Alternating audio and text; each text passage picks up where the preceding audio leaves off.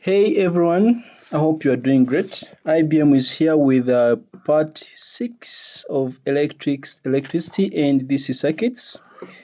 And without hesitation, I want to take you to part 6. Do not forget to check the materials under the video description in case you are new to this channel. And this week I will also be recording February March papers. I will start with the paper 2 because most of the papers are not yet with me. But I will start with paper 2 and I will solve paper 2 even though the solutions are not yet out. I will solve paper 2 so that when you go back to school, for those who are in holidays, you'll be comfortable with February March papers, and therefore you'll have an insight into May June papers. So without wasting time, I'll go to the document. I think in part 5 we must have stopped on this page and my pen jumped. I hope it is now working very well. So let's continue to the next question. A simple circuit is formed by connecting a resistor of resistance R between the terminals of a battery of e.m.f 9 volts and a constant internal resistance R. A charge of 6 coulombs flows through the resistor in a time of 2 minutes, causing it to dissipate 48 joules of energy. What is the internal resistance R of the battery? So since a charge of 6 coulombs flows through the battery in a time of 2 minutes, we can find the current first. So current is equal to charge. A charge of 6 coulombs flows through the resistor, so current is equal to charge divided by time. So we have 6 divided by the time, which is 2 minutes, but that will be 2 times 60. And this gives us the current as 6 divided by 2 times 60, which is giving us 0.05. So the current is 0.05 amperes. And we also know that energy is equal to power times time. Energy is power times time, which is going to be equal to IV times T. So we want to find internal resistance small r. So before we find the internal resistance small r, we can first find the PD across the external resistance, which I'm going to call VT, or terminal PD, VT. So here I'm finding VT. 48 joules are dissipated through through the external resistance. So I'll say 48 is equal to the current, which we have seen as 0.05, then times V, which is not known, then times the time, which is 2 minutes, that is 120 seconds. So this therefore gives us a value of V, which we can compute from our calculator. V is going to be 48 divided by 0.05 times 120. So this gives us V as 8 volts. So V is 8 volts. That is a PD across this. If this is 80 volts, it doesn't require to be a genius to see that the PD across small r will be 9 minus 8, which is 1 volt. But I want you to note that the current through is the same. So the current through is 0.05 because they're in series. So it means now I know the lost volts, I know the current, I can find the resistance. So from V internal resistance, internal lost volts VR is equal to I times small resistance R. The lost volts is going to be 1 volt is equal to the current, which is 0.05, then times the internal resistance small r. So it means the small r is going to be 1 divided by 0.05. 1 divided by 0.05, I think that is 20. So that is 20. So this gives us 20 ohms. So the internal resistance is 20 ohms. A source of EMF 90 millivolts has an internal resistance of 6 ohms. It is connected across a galvanometer of resistance 30 ohms. What is the current in the galvanometer? So you can think about this in a simple circuit. That is the cell. It has some internal resistance of 6 ohms. It is connected across a galvanometer. So let this be the galvanometer. The resistance of the galvanometer is 30. The internal resistance is 6 ohms.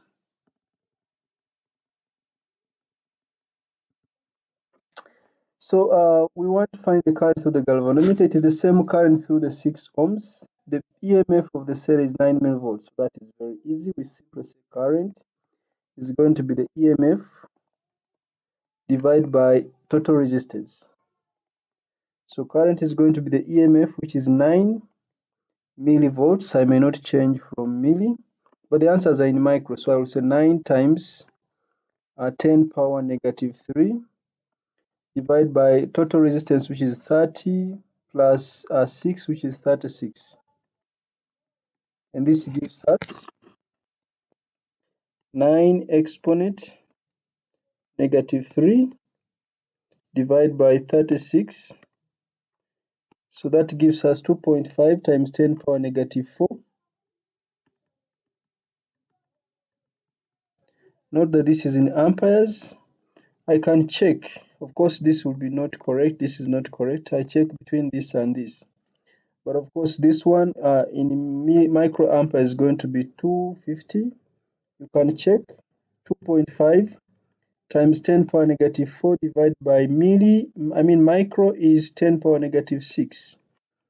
So I will divide this by 1 exponent negative 6, which gives me 250. So the answer is going to be 250, which is A. So this is 250 microamperes, which is A. Okay, so next, a box with the 4 terminals P, Q, R, and S contains 2 identical resistors. When a battery of e.m.f. E and negligible internal resistance is connected across PS, so the battery is going to be connected across PS. So let me put the battery here across PS. A high voltmeter connected across QR reads E over 2. So the e.m.f. of the battery is E. The voltmeter connected across QR,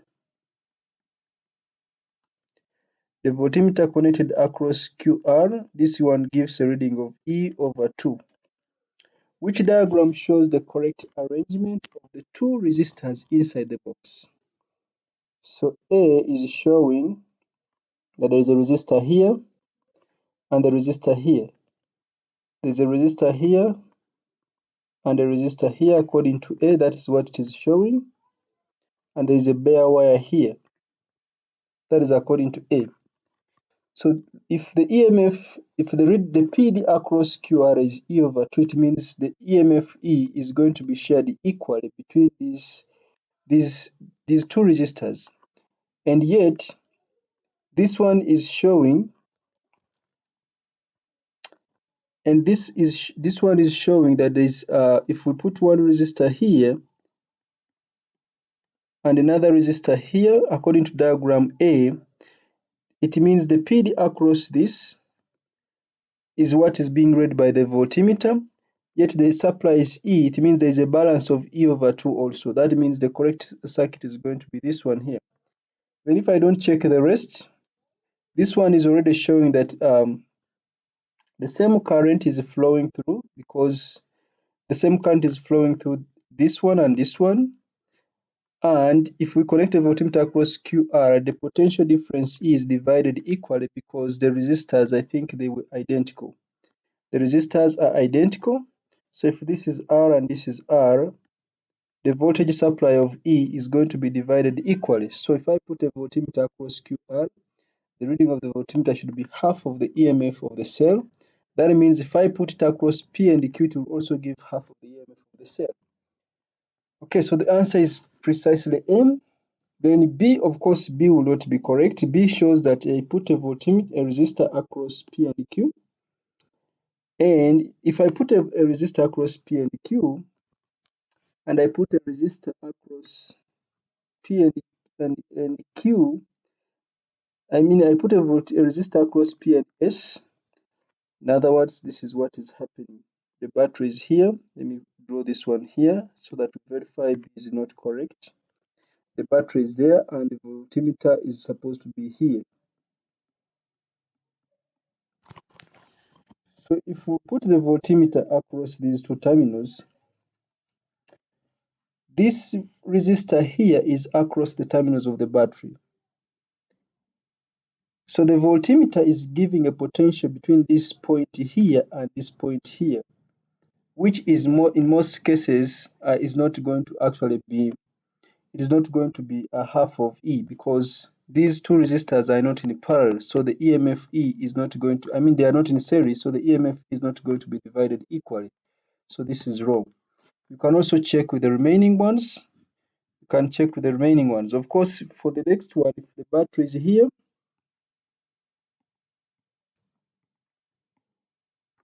if the battery is there of EMF E and we put here voltmeter, it is measuring a PD across these 2 points. The EMF here, although these are in series, this is measuring the PD across the wire QR. It is not measuring the PD across any of these. Therefore, it cannot give us E over 2. Also, you can think about this. Remember, the battery is always between P and S. So let's say the battery is here and the voltmeter is here. Of course, here you will not get any serious reading because the circuit is open. So this one is obviously wrong. So we have seen that those three are wrong. And that means A is going to be the most appropriate value. The diagram shows part of a current carrying circuit. The ammeter has negligible resistance. What is the reading on the ammeter? Okay. So such questions appear to be complex, but they require simple common sense. I want you to see that there is a relationship between all these ones. This resistor here is twice this one, and this resistor here is 2.5 times this one. So remember, current is inversely proportional to resistance. If this resistor, if the resistance here, if this resistance is 2.5 times this one, it means if the current here is I, then the current here is going to be 2.5 I. Because the ratio of when I divide the two resistors, here 5 divided by 2, I get 2.5. Remember, these are in parallel, so they have the same potential difference. So if this is 5 ohms and this is 2.5, 2.0, it means if the current in 5 ohms is I, which is a high resistance, the current in 2 ohms should be lower. In other words, the current is going to be 5 divided by 2 times I. And note that 1 ohm is a half of 2. If the current here is 2.5, then the current in 1 ohm must be twice the current in 2 ohms. So the current here is going to be 5 ampere, 5I. If the current in 2 ohms is 2.5 ampere, 2.5 I, yet 2 ohms is twice 1 ohm, then it means the current in 1 ohm must be twice the current in 2 ohms. Yet the current in 2 ohms is also 2.5 times the current in 5 ohms. Therefore, I now have the ratio, I have now the current, so I have 5I in 1 ohm plus 2.5I in 2 ohms plus 1 I in 5 ohms. This should give us 5.0 according to Kirchhoff's first law. So 5 plus 2.5 plus 1, that gives us 8.5. So 8.5 I is equal to 5.0, which means the current is equal to 5 divided by 8.5 amperes. So the question wants us to find the reading of the ammeter. The ammeter is reading a current which is 2.5 I. So the ammeter reading is going to be equal to 2.5 I, that is 2.5 times 5 divided by 8.5. So that is the ammeter reading. So 2.5 times 5 divided by 8.5. So that gives us a 1.47 or approximately 1.5. So the ammeter reading is going to be 1.5 amperes. So the answer is going to be C. Diagram. The diagram shows a graph. The diagram shows a graph.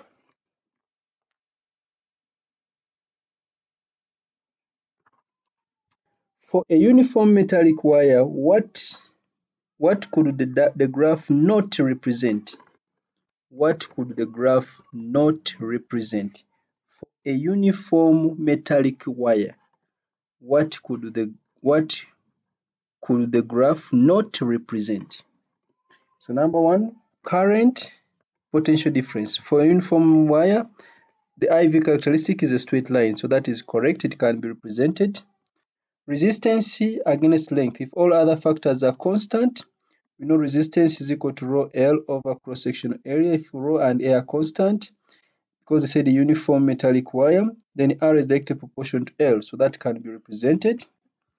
Resistance against temperature. So resistance against temperature. Of course, we know that resistance is directly proportional to temperature, but as temperature increases, resistance increases. However, for a uniform metallic wire, there is no point where the resistance is going to be zero. Therefore, this cannot be. Even if the temperature is zero, there is no point where the resistance will be zero. So this one cannot be represented. So this one is not correct. Potential difference, current, that one is fine. The V against current is a straight line through the origin for uniform metal wire. So C is the answer, which cannot be represented by that graph. Although R is directly proportional to T, for a metallic conductor, the resistance cannot be zero. An iron wire has length 80 meters, diameter 0.5. The wire has resistance R. A second wire has length 2 meters, diameter 1 millimeter. What's the resistance of the second wire? Okay, so this is quite easy. So for resistance and length, we know that resistance is equal to rho L over cross-sectional area. They gave us diameter, so we shall say 4 rho L over pi d squared. Okay, so let's come up with the two equations. For the first wire, the resistance R is equal to, they are from iron, so resistivity is the same, so it will be 4. The length of the first wire is 2 meters. The second wire has length 2 meters. The first wire has 80 meters, so this will be 4 times rho times 8 divided by pi. The diameter, the second wire has length 2 meters, diameter 1 millimeter. So the diameter of the first wire is 0.5. So this will be times 0.5 times 10 power negative 3, and this is squared. That is for the first wire. Then for the second wire, R is going to be equal to, R2 is going to be 4. It is from iron, so resistivity is the same. Length is 2 meters divided by pi. And the diameter is 1 times 10 power negative 3, and this is squared. So we just combine this. I'll just divide the two equations. I'm just going to divide equation 2 by equation 1. So how am I going to do this? I don't have enough space. So I'm saying R2 divided by R. So you see that pi cancels when I divide. I'm dividing virtually because I don't have space. I'm dividing the two equations, so whatever is common cancels out. 4 rho, pi, pi. And I remain with 2 over 1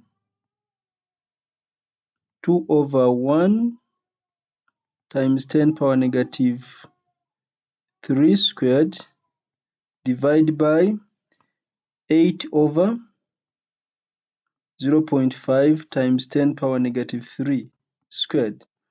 So this one will get the reciprocal. So R2 over R is going to be, in the numerator you have 2 times 0.5 times 10 power negative 3, but this is squared. In the denominator you remain with 8 times 1 times 10 power negative 3, and this is squared.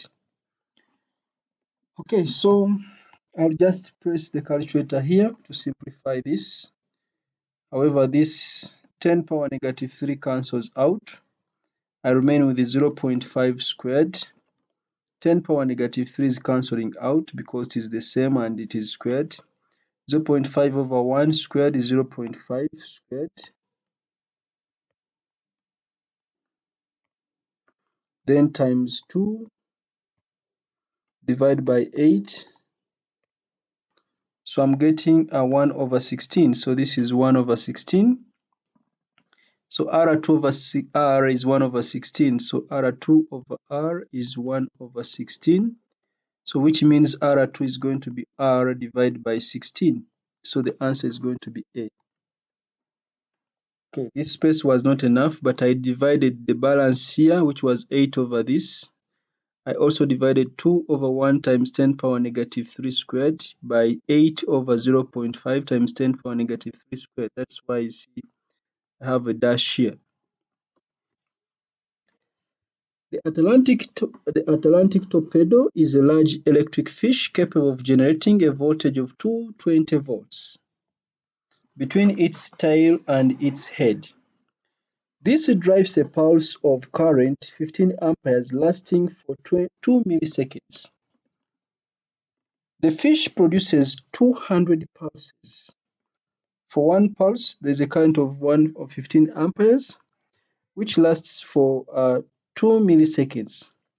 That means if it produces 200 pulses, the current is going to be 200 times 15.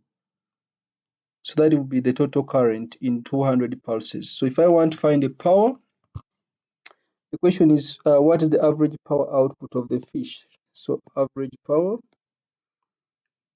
is going to be equal to I times V. So this is going to be the total current for 200 pulses is going to be, or even if I don't consider the total current, remember current is equal to charge times time. Current is going to be equal to charge times time because I want to bring in the time there. Current will be charge times time, so this will be charge times time, then times V. Now current is charge over time, not charge times time. Let me remove this.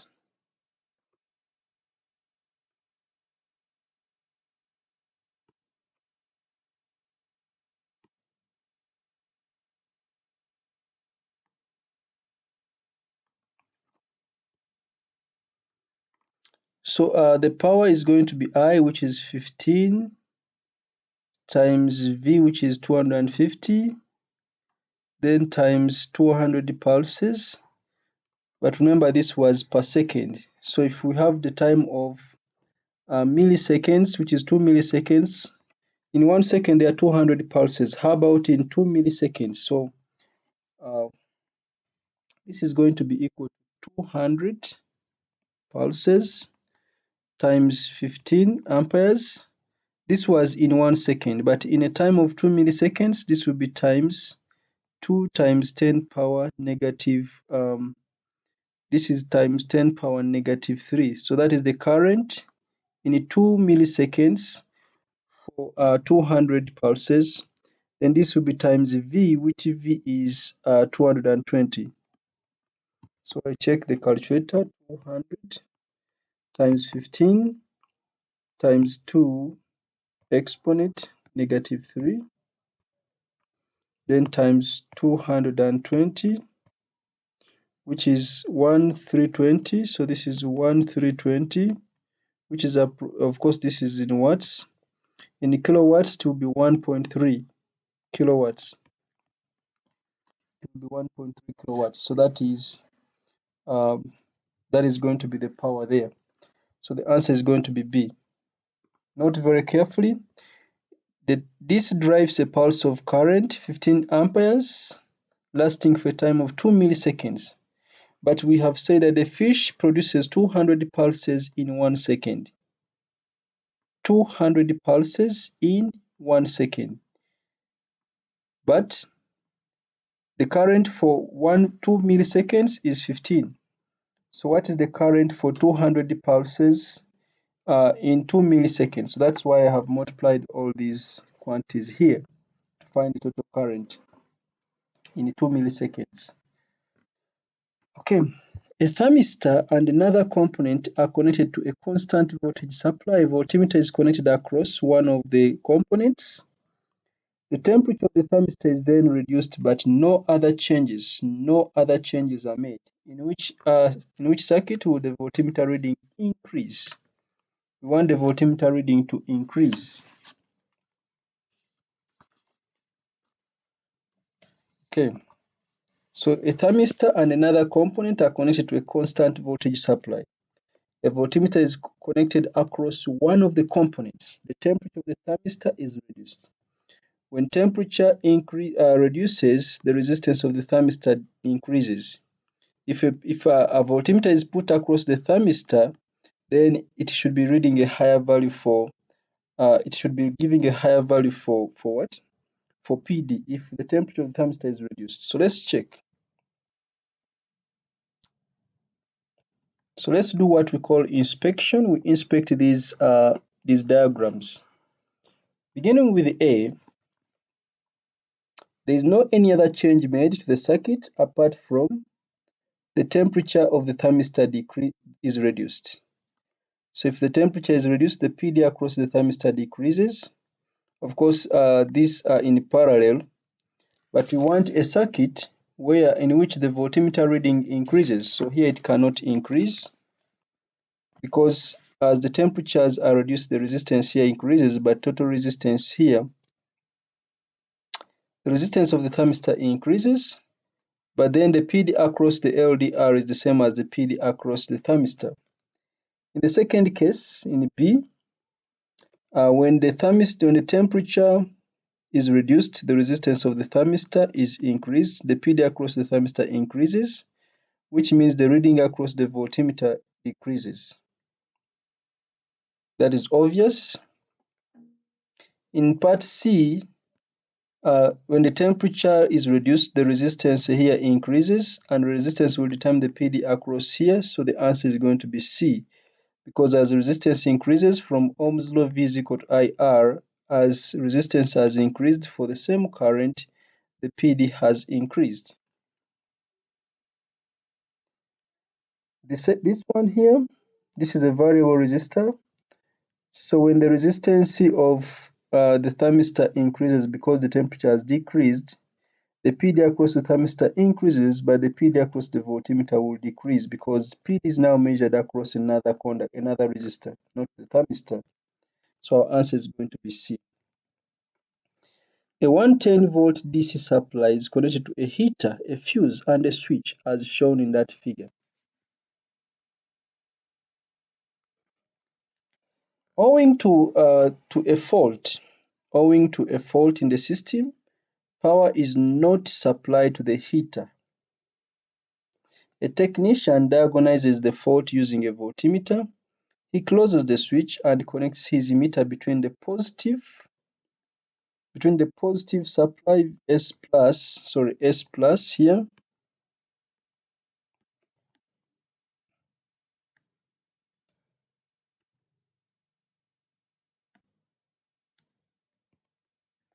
So he connects the voltmeter between the positive S plus and the fuse F2. So the meter is here.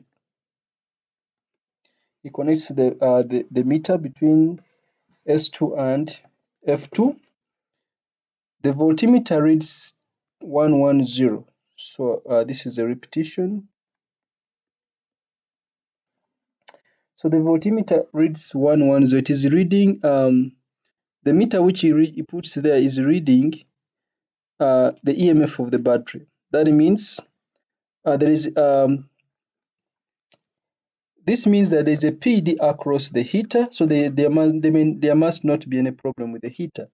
Because if there is a potential difference between the heater, which is equal to e.m.f, then it means there is no problem. So nothing changed to the heater. That's why there is a reading of which is equal to the e.m.f. Nothing changed in the heater, so there is no problem with the heater. Then where is the problem? The problem must be with the fuse. If there is a fault, then the problem must be with the fuse. Maybe the fuse has broken or it has melted. So let's see which diagnosis is correct. The fuse has melted. So the answer is going to be A.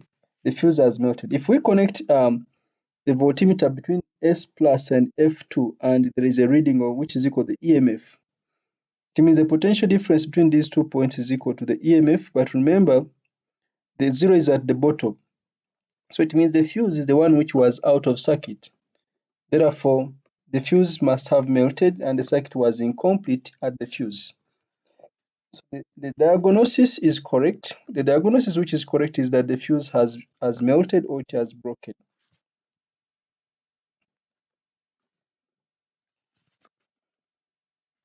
The diagram shows a potentiometer and a fixed resistor connected across a 12 volts battery of negligible internal resistance. The fixed resistor and the potentiometer each have resistance 20 ohms. The circuit is designed to provide a variable output voltage. What is the range of output voltages? Of course, if this comes here, the output is going to be 0. If this is taken here, the output is 0, so the smallest is going to be 0. Therefore, we leave out C and D. Then if this is moved to this point here, the output is going to be the PD across 20, which is given by the potentiometer, the potential divider formula. That will be 20 divided by 20 plus 20, which is 40, then times the voltage supply, which is 12. Half of 12, I think that is 6 volts. So our answer is going to be A. Which unit is equivalent to the coulomb? We know a coulomb is a unit of charge and charge is IT. So a coulomb is equal to I, which is ampere, and T, which is seconds. So this is precisely A, ampere seconds. The power supply of e.m.f 12 volts and internal resistance 2 ohms is connected in series with the load resistor. The resistance of the load resistor is varied from 0.5 ohms to 4 ohms. Which graph shows how the power P dissipated in the load resistor varies with the resistance of the load resistor? If you have experience with electric circuits and DC circuits, you must have noticed in many questions that whenever the internal resistance of a battery was equal to the resistance of to the external resistance, normally the battery supplied maximum power. So which graph shows how the power dissipated in the battery in the load varies with the resistance of the load? So when the load resistance is equal to the internal resistance of the battery, normally the power across the load is maximum. The battery supplies maximum power across the load when the load resistance is equal. When the load resistance is equal to the resistance of the internal resistance of the battery. So a battery delivers maximum power to a circuit when the load resistance of the circuit is equal to the internal resistance of the battery. That is very important. So power is maximum. Power is maximum when the load resistance is equal to the internal resistance of the battery. So the power across R is maximum when the load resistance R is equal to the internal resistance of the battery. So that one we have it in mind. And if you have been reviewing your books or your textbooks, you must have found a graph of power against internal resistance, against load resistance, which is of this nature here. And at this point here, this is when the load resistance is the same as the internal resistance, and the power is going to be maximum. So without hesitation and without wasting much time, when you look at these three graphs, note that the internal resistance of the battery was 2 ohms. That means, and yet the load resistance varies between 0.5 ohms up to 4 ohms. That means when the load resistance reaches 2 ohms, which is the same as the internal resistance of the battery, it means the power must be maximum. So we can check at 2 ohms. When you look at the graph at 2 ohms, you notice that power is actually maximum. at 2 ohms. That means the answer is going to be A. This one is showing that power is minimum, is almost minimum at when the load resistance is equal to the internal resistance of 2 ohms. This one is showing that power is directly proportional to the load resistance, which is practically not true. This one is showing power increases as the load resistance increases, but initially it is showing that it remains almost zero for certain values of load resistance. So we are saying the most appropriate value is equal to A, is A. Why? I have said a battery delivers maximum power to a circuit when the load resistance of this when the load resistance of the circuit is equal to the internal resistance of the battery. That's when a battery delivers maximum power. Okay. The diagram shows an arrangement of resistors. What is the total electrical resistance between X and Y?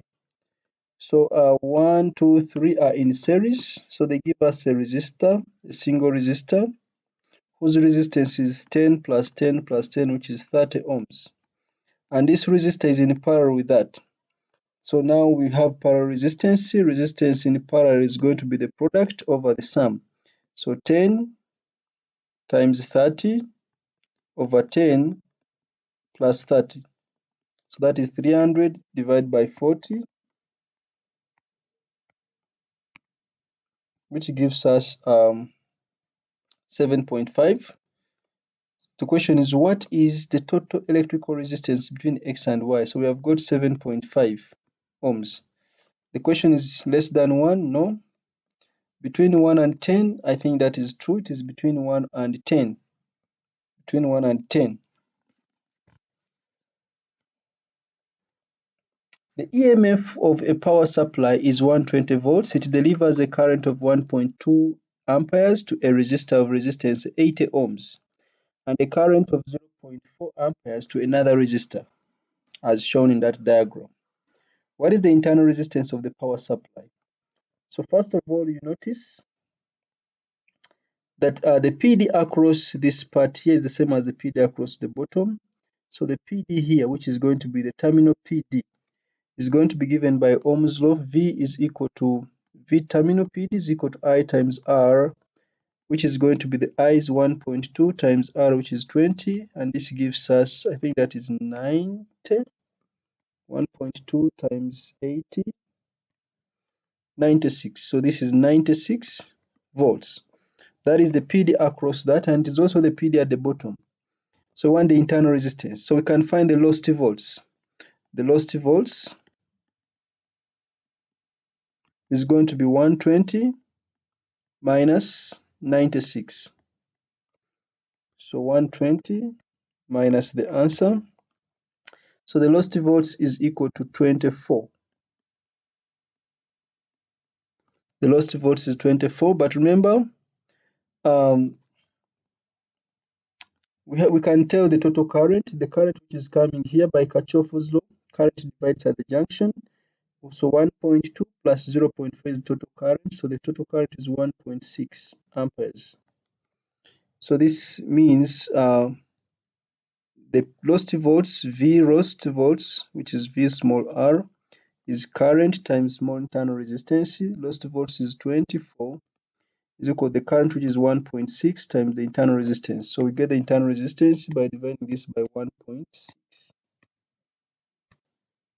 which gives us 15 ohms. So it means the internal resistance is going to be 15 ohms.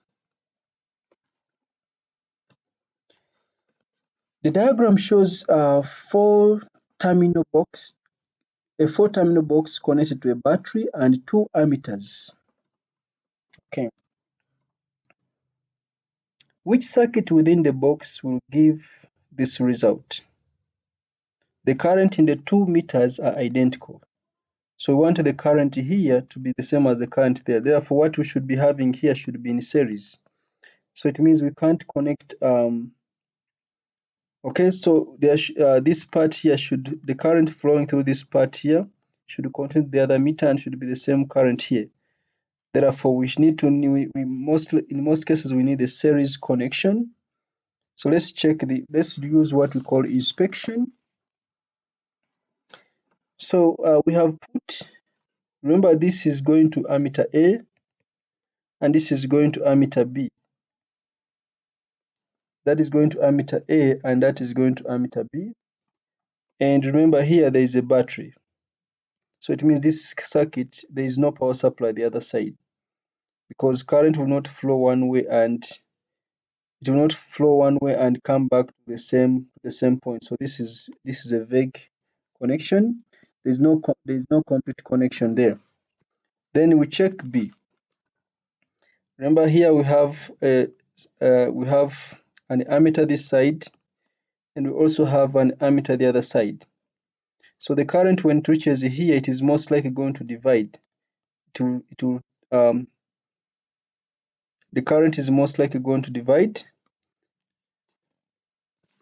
Actually, it will not divide. The current will not divide, but there will be no current. There will be no current going through this resistor here because the current will take that path.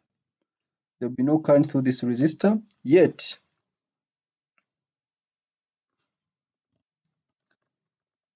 the diagram shows a 4-terminal box connected to a battery and 2 ammeters. The currents in the 2 meters are identical.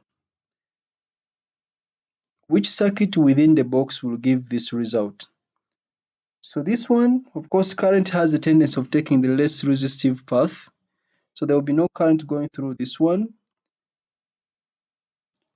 And if there is no current going through this one here,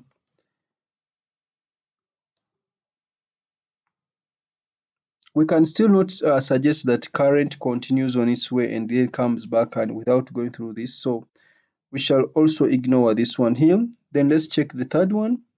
There's an ammeter that side. There is a voltage supply this side with another ammeter. So when the current reaches this junction here, the current, part of it takes that route, part of it takes that route. So the current this side in this ammeter is not going to be the same. Let's also check this one here, and I think the answer is going to be D. If I put here one resistor, if I put here a resistor in a series with that, and I just connect this with a wire, it means the current will go through that resistor which is in series, and it will be the same current flowing through this path here until the ammeter gives the reading. So the most appropriate connection is going to be A. I mean, it is going to be D. So you might be putting question marks on connection B, but of course there will be kind of a short circuit here. There will be no current going through this because current will be taking the less resistive path, and therefore the most appropriate option is going to be D. In terms of energy transfer, W and charge Q, what are the definitions of potential difference and e.m.f? For e.m.f, we know that e.m.f is the energy transferred from chemical to electrical per unit charge. And we know that PD is the energy transferred from electrical to thermal per unit charge. So our answer is going to be A. PD is energy per unit charge, e.m.f is energy per unit charge. So the answer is A.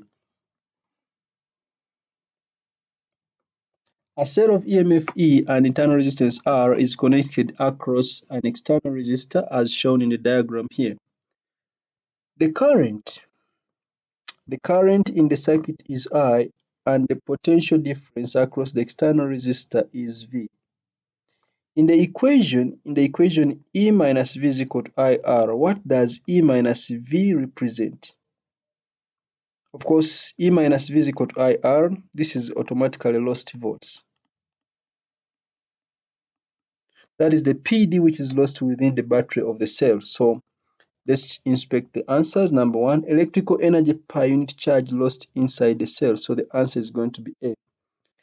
The electric energy per unit charge lost in the cell. Remember, EMF is work done per unit charge. PD is work done per unit charge. So electrical energy per unit charge lost in the cell, that is the lost volts. So the answer is A without wasting any time.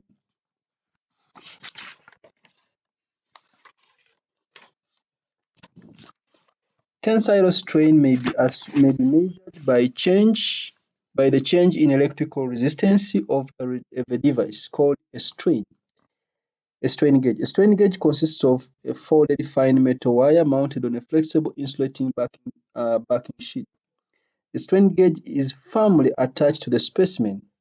When the strain in the specimen is increased, what happens to the resistance? Of course, the wire is going to stretch, and we know that resistance is directly proportional to cross-sectional area, or we know that resistance is equal to rho L over area. So it means if when the strain in the specimen is increased, the length of the material is increasing, the cross-sectional area decreases. That means the resistance increases. So let's inspect the answers. It decreases because the resistance does not decrease, it actually increases. So we eliminate decrease. It increases because the length decreases, actually the length increases.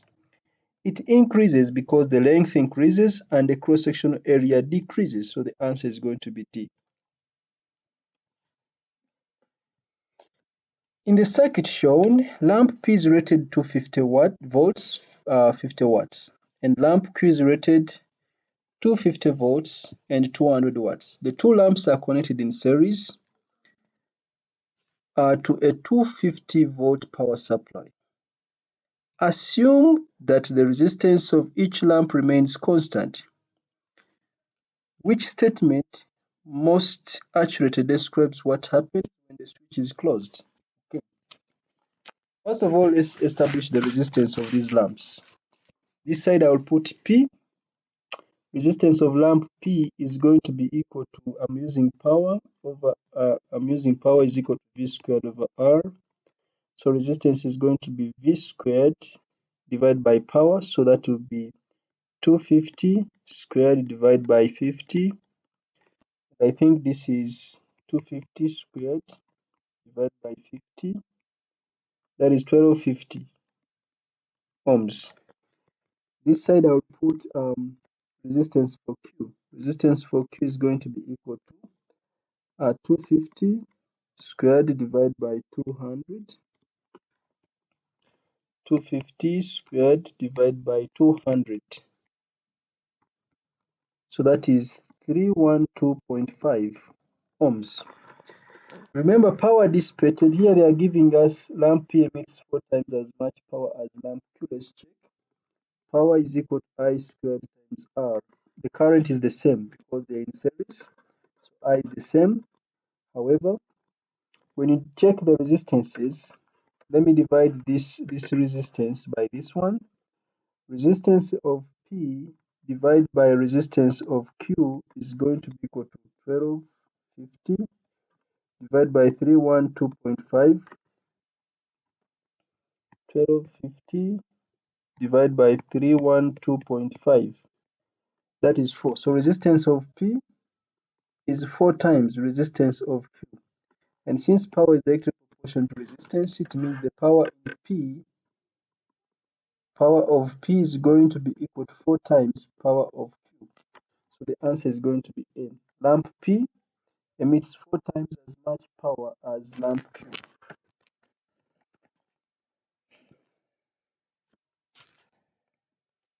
The cooling system in many houses is controlled by 3 electrical switches. These are a thermostat switch that closes when the temperature rises to give a value, to a given value. A clock switch that closes at times when cooling may be required. An overrider, of course, an overrider overrides all this. It can work independent of all those, whether they are on or they are off. An overrider switch that closes to turn on the system when exceptional temperature rises. When exceptional temperature rises occur. So an overrider should be able to operate irrespective of any of those. That is how an overrider operates. So let's check. Which diagram shows the switches correctly connected between the power supply and the cooling system? So precisely when you look at this, when a thermostat is open, or if the clock is open, if I close the overrider, if the overrider closes, the cooling system can work. That means the answer is going to be A. In B, the cooling system, the cooling system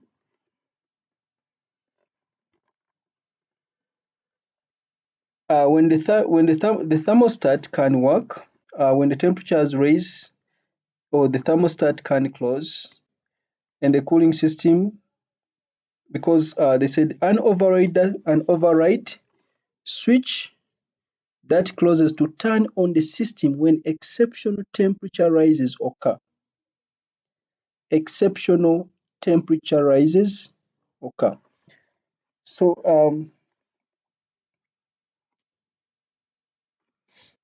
I'll begin with this. Let me first leave out B. So for C, of course, even if the overrider is closed, of course here it will not work.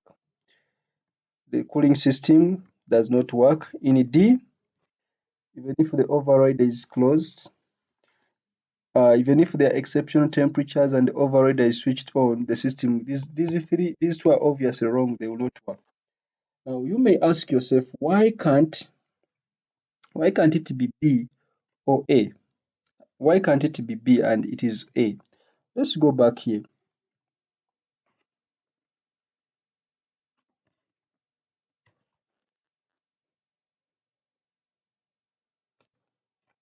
Let's go back here. A thermostat switch that closes when the temperature rises to a given value.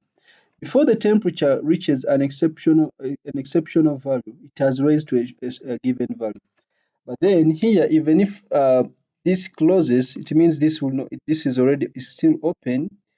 It means the overrider can still function even if the thermistor has been the thermistor is even if the thermistor. How should I put this? The cooling system in many houses is controlled by three electrical switches. These are a thermostat switch that closes when the temperature rises to a given value, a clock switch that closes at times when cooling may be required, a clock switch that closes at times when the cooling may be required, an override switch that closes to turn on the system. So an override switch should turn on the system when exceptional temperature rises occur. So which diagram shows the switches correctly connected between the power supply and the power supply and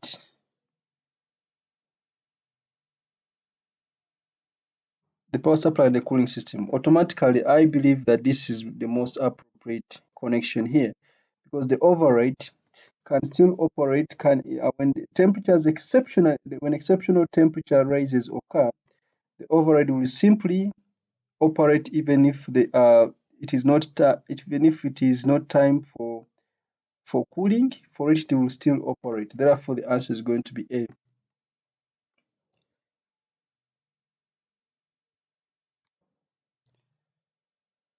A 110-volt supply of negligible internal resistance is connected to a heater through a fuse and a switch. Terminal ST and S minus are S plus and S minus are the positive and negative terminals of the supply. Points C1 and C2 at either side of the heater are accessible for fault finding. A voltmeter is connected between S minus and C1. With the circuit working correctly, the voltmeter reading is noted with the switch closed. A fault occurs, and the voltmeter is again connected between S minus and C1 with the switch closed, which fault would result in the same two voltmeter readings. the same two voltmeter readings. Of course, if there is a problem with the heater here, if there is a problem with the heater, note that the potential, this is connected, there will be no power. If there's a problem with the heater here, if there's a problem with the heater, this part will be off, but still if we close the switch, because this is connected to the minus, this one will be at positive potential. So it will give a reading of what this point here will be at positive potential as this one, and this one will be at negative potential. The voltmeter will give 110. But if there is a fault with the fuse, and we put the voltmeter across this point, so there is a fault with the fuse. So this will be at 0 potential. Even if the switch is closed, the fuse will not be working. So if the fuse has broken, this will be at 0 potential, this will be at 0 potential, so this will give a different reading or a 0 reading for the voltmeter. Therefore, which fault would result in the same two voltmeter readings? There should not be a problem with the fuse, there should be a problem with the heater instead. If we want a reading to be across the voltmeter, there should not be a problem with the switch, with the fuse. Because if there's a problem with the fuse, yet we have connected at this point and this point here, then the potential at C1 would be 0 if the fuse melts. But if there's a problem with the heater, then it means it does not affect the reading of the voltmeter. So let's check. A break in the wire of the heater, that one would not does not affect the reading of the voltmeter. Therefore, there will be the two voltmeter readings will be the same.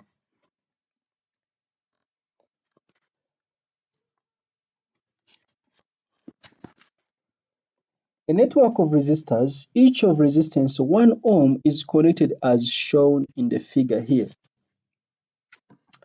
The current passing through the end resistor is 1 ampere. What is the potential difference V across the input terminals? Okay.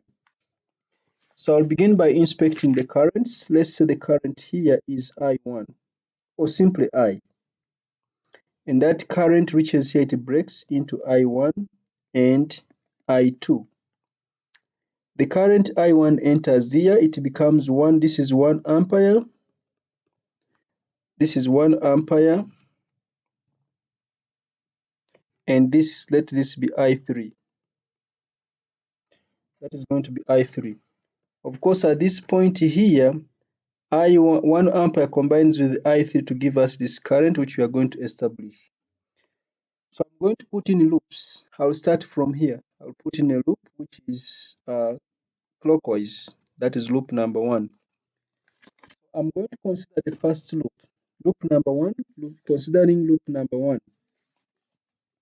Sum of EMFs, there is no battery, so the sum of EMFs is 0. Should be for the sum of PDs. There is this one. The current here is 1 ampere, remember. The current through this is 1 ampere, remember.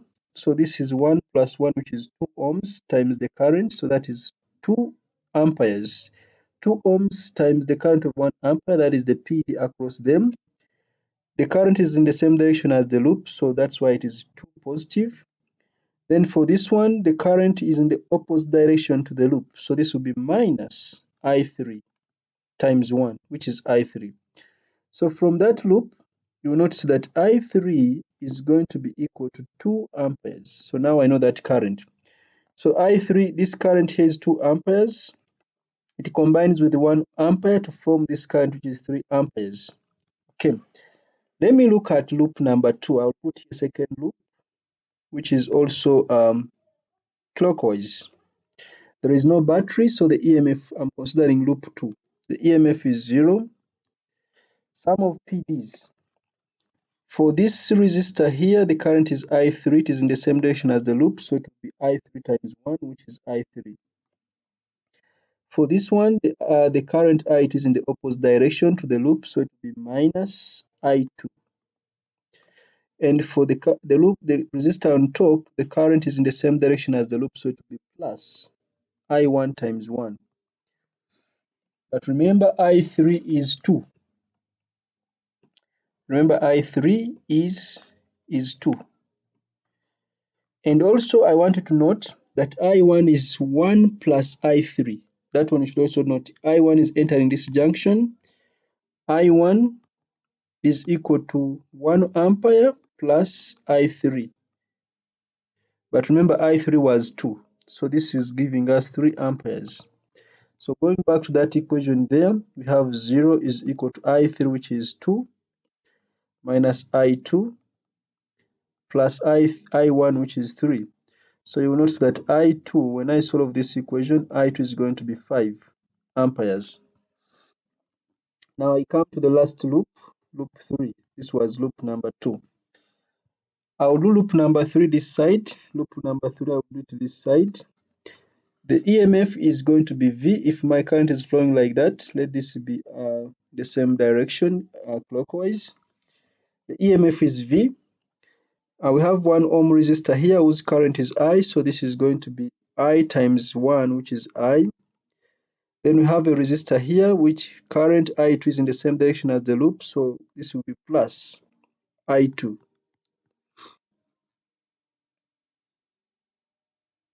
So but note that at this junction here, I is I1 plus I2. I is equal to I1 plus I2, which is I1 is from this side, I1 was 3 and I2 was 5, which gives us 8 amperes. So V is equal to I, which is 8 amperes, plus I2, which is 5. That gives us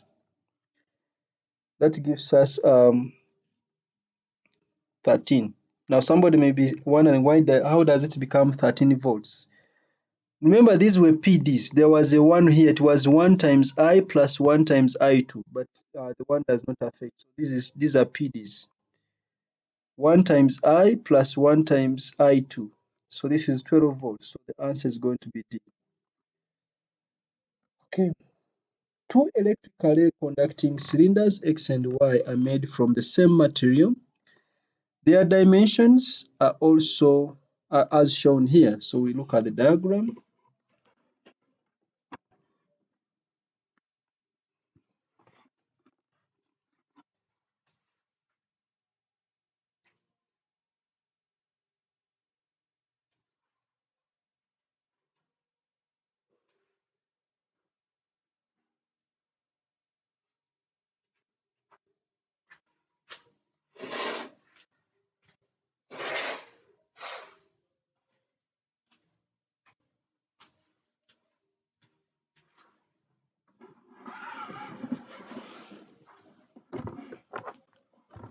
So the resistance between the ends of each cylinder is measured.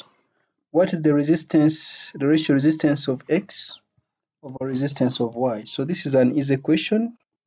I know that resistance, me and you, we know that resistance is rho L over area.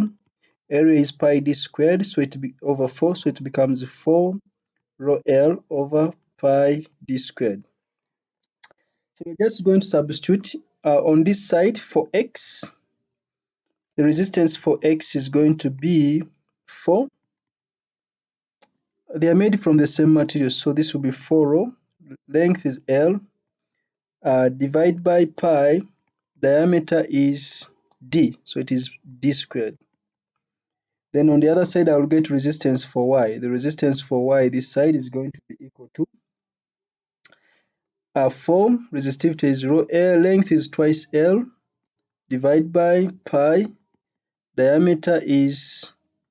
diameter is twice D, so this will be twice D, but remember it is squared. So I have to divide those two equations. Maybe I can simplify this further. So this will be 4 rho times 2 L divided by 4 pi d squared. Okay. So we are going to divide the two equations. We are going to divide the two equations. X divided by Y. So I have that 4 rho L over pi d squared. Because I'm dividing, I will get the reciprocal.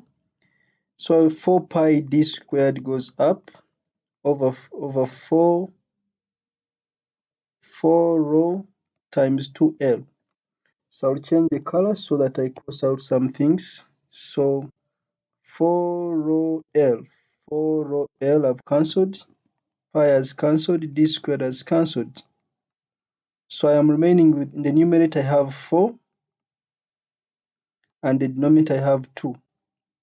So this gives me 2 over 1. So this is equal to 2 over 1. Therefore, our answer is going to be A.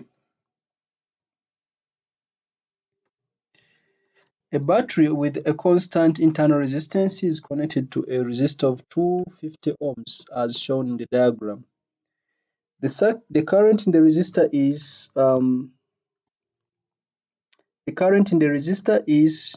40 milliamperes for a time of 60 seconds. During this time, 6 joules of energy is lost in the internal resistance. What are the energy supplied to the external resistor during the 60 seconds and the e.m.f of the battery? So first of all, we can find the lost volts. We can find the lost volts to be able to find okay.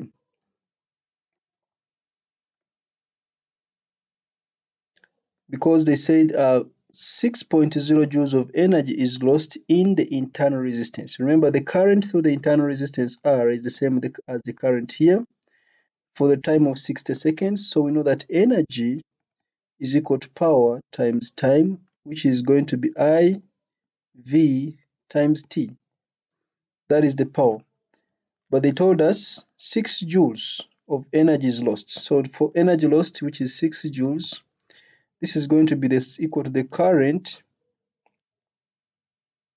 This is going to be equal to the current which is flowing, which is 40 times 10 power negative 3 times the PD across, or the lost volts, which I'm calling V, then times the time, which is 60 seconds. So I'm finding the PD across the internal resistance.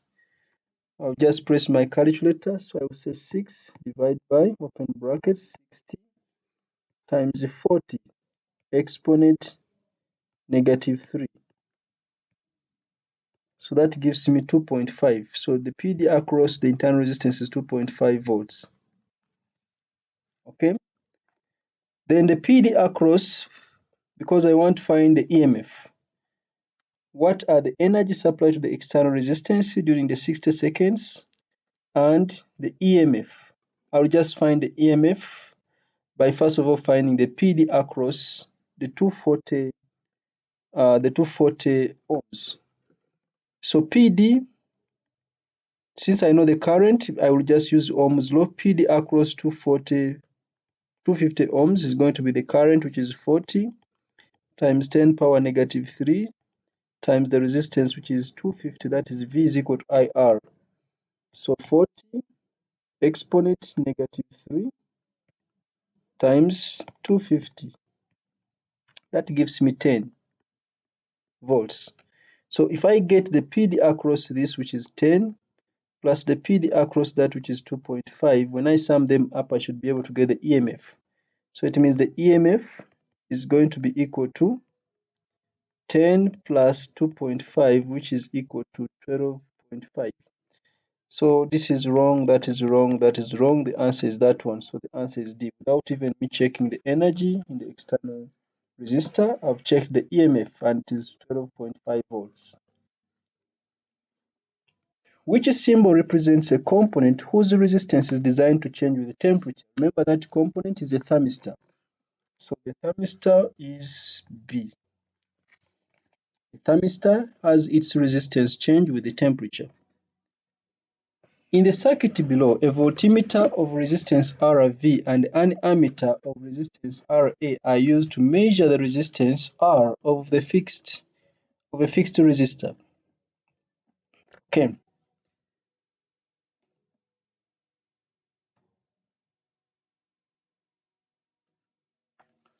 Which condition is necessary for an accurate value to be obtained for R?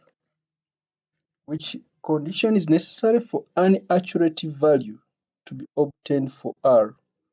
So first of all, the voltmeter should have very high resistance. In other words, the resistance of the voltmeter should be very high. RV should be very high. And the resistance of the ammeter should be very low. The resistance of the voltmeter should be very high so that the current through the voltmeter is zero. And the resistance of the current should be very low so that as much current as possible goes through the ammeter. So let's see the values here. Number one, R is which condition is necessary for an accurate value to be obtained for R? And A is saying R is much smaller than RV. I think that makes sense. R is much smaller than RA, meaning the resistance of the ammeter should be much greater. That is not possible. It means we shall not read the current. R is much greater than RV, meaning the resistance R is much greater than the resistance of the voltmeter. That means some current goes to the voltmeter. That means we will not give a good potential difference. R is much greater than RA. In other words, the resistance of R should be much greater than RA. Okay, that makes some sense. However, this makes the most sense. R is much smaller than RV. Therefore, if R is much smaller than RV, it means more current should go through RV. I mean RR, and R will only compare potentials between 2 points. The answer is going to be A.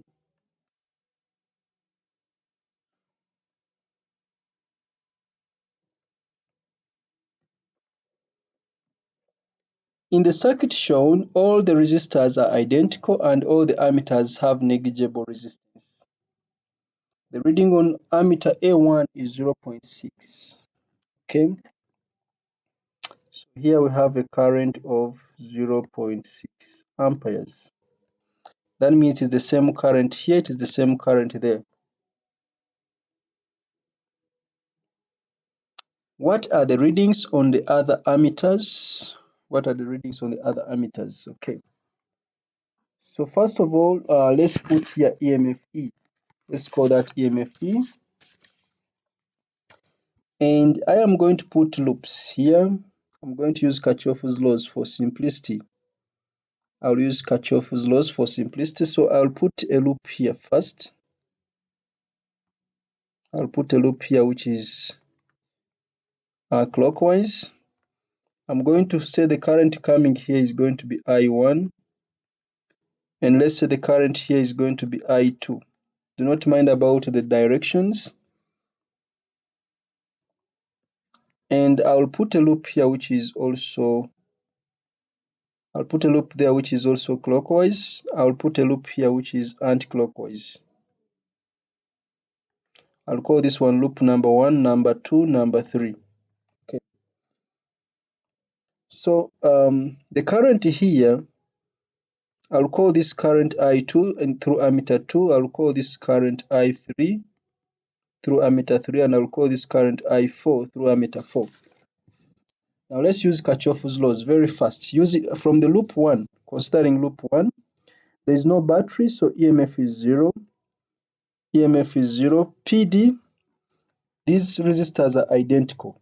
So if this is R, that is 3R. So I'll say 3R times current, which is I4.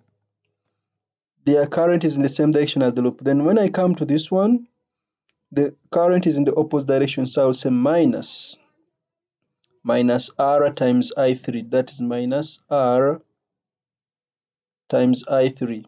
So notice that R has cancelled, and you will notice that I3 is going to be 3 times I4. Note that very carefully. I3 is 3 times I4. Okay. Then let's consider another loop. Maybe loop 2. Let's consider loop 2. If I consider loop 2, there is also no cell there. Oh, there is a cell of EMF E. So the EMF is going to be E.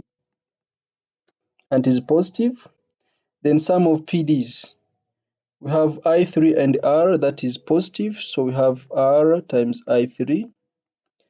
And we have I2, there is no resistor there, so it means E is equal to R times I3.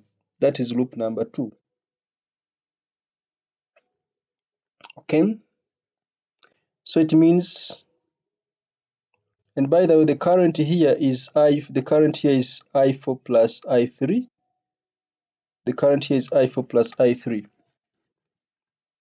Let's go to loop number 3. I want loop number 3. The EMF there is going to be E. Then I'm moving anti-clockwise. There is no resistor here, so the PD I'm going to consider is R plus R plus R, that is 2R. The current is 0.6, but is in the opposite. I chose it in the opposite direction. So this is going to be 0.6 negative 0.6 times 2R. But remember, E is equal to R times I3. So it means where there is E, I'm going to put the R times I3. R times I3 is going to be negative 0.6. 0.6 I think is 1.2.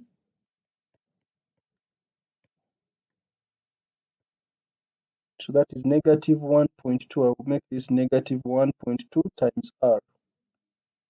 So R has cancelled. You should be able to see that I3 is 1.2. You know, in the negative just shows direction. That I would have chosen I3 to be in the opposite direction. So I3 is in magnitude 1.2 amperes. So of course this makes our answer to be D, because A3 is giving us 1.2. You can check all the other currents then. Remember we said I3 is 4 times I4. So if I3 is 1.2, this should be 3 times, I3 was 3 times I4. So this is 3 times I4. So it means I4 should be equal to 1.2 divided by 3, which is 0.4. So I4 is 0.4 amperes.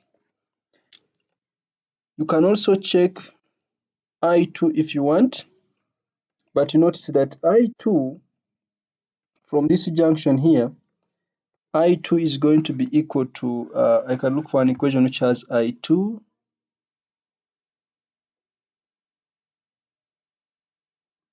okay, 0.6 plus, I can try to find I2 for simplicity. 0.6 is entering the junction plus, I've said I2 is also entering the junction. This should be equal to I1. But remember, I1 is I4 plus I3. So this is I4 plus I3 at the next junction. I1 is I4 plus I3. I4 is 0.4. I3 is 1.2. So this is equal to 1.6. So you'll notice that I2 is going to be 1.6. 1.6. Remember there was a negative somewhere. I3 was negative. Since I'm using it in further calculation, I3 should also be a negative somewhere.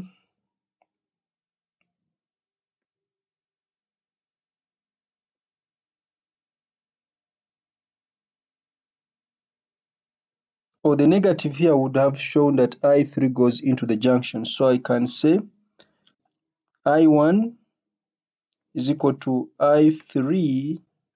How should I add this? Okay. I2 is going to be I1 plus I3 is plus 0.6 in magnitude. So this is going to give us 2.2 amperes. Okay, the order of these signs are the ones which are affecting these results. But when you are still solving, make sure you still carry the negative with you so that this comes out very well. Okay, but precisely just finding A3 was enough for us to tell the correct answer. The potential difference across a component in a circuit is 2 volts. How many electrons must flow through this component in order for it to be supplied with 4.8 joules? Okay, want how many electrons? We know that energy is equal to charge times potential difference. And you and me know that charge is current times time, or it is the number of electrons times the charge of each electron. So this is going to be number of electrons times the charge of each electron times the potential difference V. So what does this imply therefore? It means the number of electrons is going to be equal to the number of electrons is going to be equal to the energy. I'm equating this to that. Is going to be equal to the energy divided by E times V. So this is going to be 4.8 divided by 1.6 times 10 power negative 19, then times V, which is 2. So we press our calculator, 4.8 divided by 2 times 1.6 exponent negative 19. That is 1.5 times 10 power 19. So the answer is going to be precisely B. 1.5 times 10 power 19. What is the total resistance between points P and Q in the network of resistors? These ones are in series, so they combine and give us one resistor, which will be 16 plus 8 plus 8, that is 32 ohms. These ones are also in series, they will combine to give us one resistor, which will be 16 plus 8, that is 32 ohms. Now we have 32 ohms, 16 ohms, and 32 in parallel. So we now know that resistance in parallel, 1 over total resistance, is 1 over 32 plus 1 over 32 plus 1 over 16. And this will be equal to, LCM is 32, which gives us 1 plus 1 plus 2. I think this gives us, that is 4. This is 32. So 1 over R total is 4 over 32. We get the reciprocal. R total is 32 divided by 4, which is 8. So our answer is precisely A. So that is 8 ohms.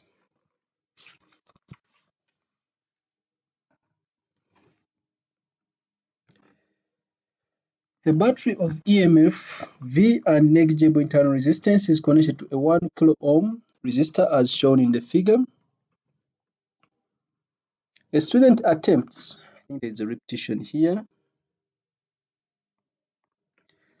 A student attempts to measure the potential difference between points P and Q using two voltmeters, one at a time. The first voltmeter has a resistance of 1 kilo ohm, and the second voltmeter has a resistance of 1 mega ohm. What are the readings of the voltmeters? So since the student attempts to measure the potential difference between points P and Q, the voltmeter is being put here. Using two voltmeters, one has a resistance of 1 kilo ohm. So it means the resistance here is 1 kilo ohms, and the other one is also 1 kilo ohms. So that means the PD it will be giving will be actually 1 divided by the PD, the total resistance, which will be 2 kilo ohms, then times the voltage supply, which is V. So using 1 kilo ohm voltmeter, it will give us a 1 kilo ohm voltmeter will give us a half V. So 1 kilo ohm voltmeter will give us a half V, so we eliminate V and V. Then a 1 mega ohm voltmeter. 1 mega ohm voltmeter, so this was V out, remember? Then we are using 1 ohm mega voltmeter, so V out is going to be, we are using 1 mega. 1 mega, the resistance there is 1 times 10 power 6 divided by total resistance, which is 1 times 10 power 6 plus the other one is 1000. We are adding total resistance. There is this resistance of the voltmeter, 1 mega ohms, plus the other one, which is 1 kilo ohms. We are using the potential divider formula because the resistance of the voltmeter should also now come into play. If it is very small, there is a current through it. If it is very high, there is no current through it. So this is times V. When you try to sum up to press this in the calculator, you notice that 1 mega ohm plus 1000 is almost the same as 1 million.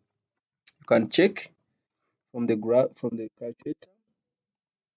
1 exponent 6 divided by 1000 plus 1 exponent 6. So you see it is 0.99999, which is approximately equal to V. So this is approximately V. So when we are using 1 mega ohm, the PD is going to be V. So the answer is going to be B. This one gave us a half V of V over 2 when we use 1 kilo ohm resistor. When we use 1 mega, it is approximately V. So the answer is going to be B. A copper wire is to be replaced by an aluminum alloy wire of the same length and resistance. Copper has half the resistivity of the alloy. What is the ratio? Diameter of alloy wire over diameter of copper wire. Okay. So we know that resistance is equal to rho L over cross-section area. They gave us diameter, so this is 4 rho L over pi d squared. So we're going to come up with two equations. I will start with the copper. For copper, resistance, they have the same length and resistance. So the resistance is the same. So I will say resistance is equal to 4. The resistivity of copper, let it be, copper has half the resistivity of the alloy. So this is resistance of copper, remember? 4 times resistivity, which is a half of rho. The length was the same. So that is L divided by pi. Let diameter of copper be dc squared. Diameter of copper will be dc squared. Then I'll find the resistance for the alloy. I'll call it Ra. So this is going to be 4. Its resistivity will be rho because for copper it is a half rho. The length was the same. Then this is over pi. The diameter is going to be d for the alloy, and this is squared. Because the resistance is the same, I'm going to equate the two equations. This one equated to that one. Before I equate, you should be seeing things which cancel out when we equate them. For example, 4 cancels, L cancels, pi cancels, rho also cancels. Therefore, when I equate, I remain with a half divided by this, or 0.5 divided by d for copper squared should be equal to, on the other side I have only 1 over d for the alloy squared. The others have cancelled out. So I want to get diameter of the alloy up and diameter of copper down. So I'll just take diameter of the alloy up. So it will be diameter of the alloy squared divided by diameter of the copper squared equals to, when I take the 2 the other side, the 2 is going to be multiplied over times 2 both sides, so I get the 2 the other side. Then I find the square root. So diameter of the alloy over diameter of copper is going to be the square root of 2. So our answer is going to be precisely A. So the answer is A. I will use a different color to circle it because I've written a lot of things. So the answer is A, square root of 2. The diagram shows an electric pump for a garden fountain connected by an 18-meter cable to two 30 volts main supply, electrical supply. Okay. The performance of the pump is acceptable if the potential difference across it is at least 218 volts. So the PD across it is at least 218 volts. The current through it is then 0.83 amperes. What is the maximum resistance per meter of each of the two wires? Each of the two wires in the cable if the pump is to perform acceptably. Okay, so let's first find the PD across the cables. I'll call it V. The lost volts in the cable is going to be equal to 230 minus 218. 230 minus 218, which is, I think this is 12. That is 12 for just one wire forming the cable, because there are two wires forming the cable. So for one wire, PD for one wire is going to be 12 divided by 2, which is 12 over 2, which is 6 volts. That is the PD for one wire. Then we know that they want the maximum resistance per meter. Resistance is equal to V over I. But we want resistance per meter. So I'll say resistance per length is going to be V over I times L in the denominator. So V, PD across the wires is 6 divided by the current through the wire is 0.83, then times the length of the wire, which is 18. I would have used the 12 and 18 times 2, but since I'm using only 18, one part of the wire, I must use 6 volts for one for one side of the cable. So this is going to be the resistance per unit length. So that is 6 divided by 0.83 times 18. And this gives us precisely 0.40 ohms per meter. So our answer is going to be A. Cell X has an EMF of 2 volts and an internal resistance of 2 ohms. Cell Y has an EMF of 1.6 volts and an internal resistance of 1.2 ohms. These two cells are connected to a resistor of resistance 0.8 ohms as shown in that diagram. Okay. What is the current in cell X? Here I will not waste any time. Kirchhoff's laws will solve this. Without wasting time, I've put in a loop which is anti-clockwise. Sum of EMFs will be 2 minus 1.6 because this is the right way, this is the reverse way. So it is 2 minus 1.6. The current through the circuit is going to be the same because they're in series. So I'll put into brackets the total of the resistances. We have 0.8 plus 1.2 plus 2.0. This gives me a current of 0.4 divided by, this is 2 plus 2, which is 4. I think this is 0.1 amperes. So our answer is going to be A.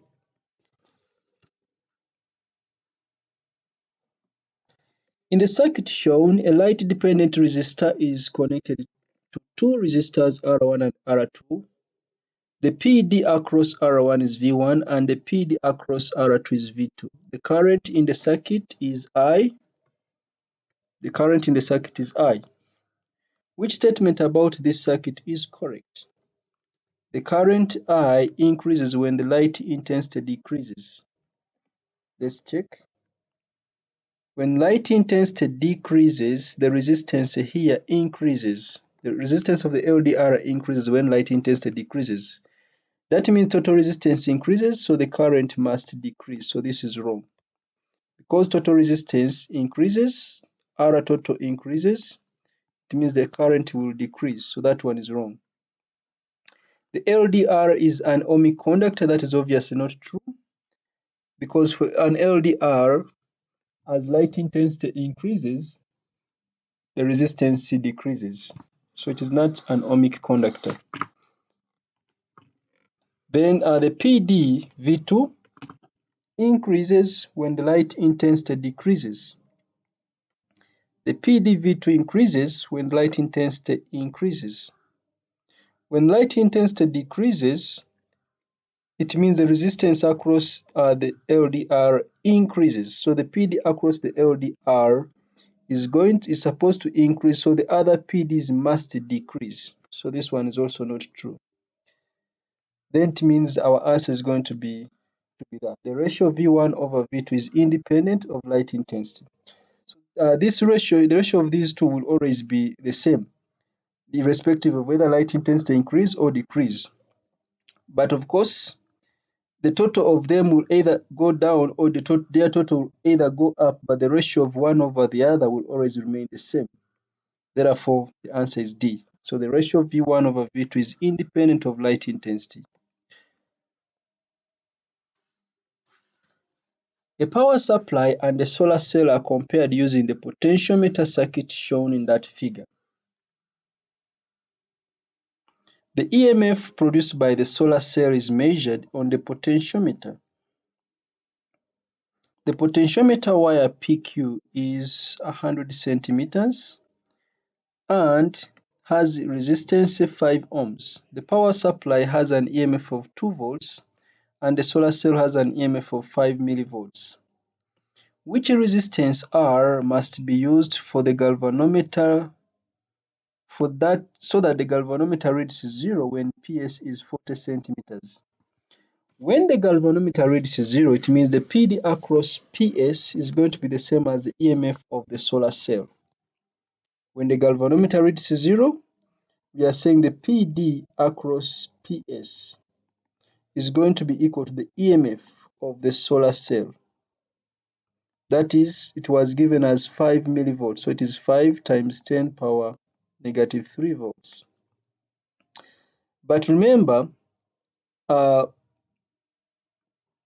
resistance of PS, I'll call it RPS, is going to be, of course, there is a constant here which is the resistance is directly proportional to length. So here the resistance is directly proportional to length. So it means the resistance of 40 centimeters is going to be 40 divided by 100 times the resistance of the total resistance, which is 5 ohms. So this is times 5. So the resistance there is 200 over 100, which is 2 ohms. So the resistance there is 2 ohms. Let's find the current through PS. Because the PD is known and the resistance is known, we can predict the current. So current is V over R, which is going to be V is 5 times 10 power negative 3 divided by 2. So it means the current through PS is going to be 2.5 times 10 power negative 3 amperes. Note that if there is a bulb, the galvanometer gives no reading. The current through PS will be the same current through SQ, will be the same current through R. So the PD across SQ is going to be equal to, and the current there, which is 2.5 times 10 power negative 3 times the resistance there. And if the resistance here is 2 ohms, the resistance there must be 3 ohms because the total was 5. So this is times 3. And this gives us, I think this is 7.5 times 10 power negative 3 volts. So that means the balance, when I remove the total PD of PQ, the balance should be the PD across R. And what is that balance? So the PD across R is going to be 2 minus the sum of the other two. The PD across PS, which is 5 times 10 power negative 3, plus the PD across SQ, which is 7 times 10 power negative 3. So let's find here the answer. 5 exponent negative 3 plus 7, this is 7.5. 7.5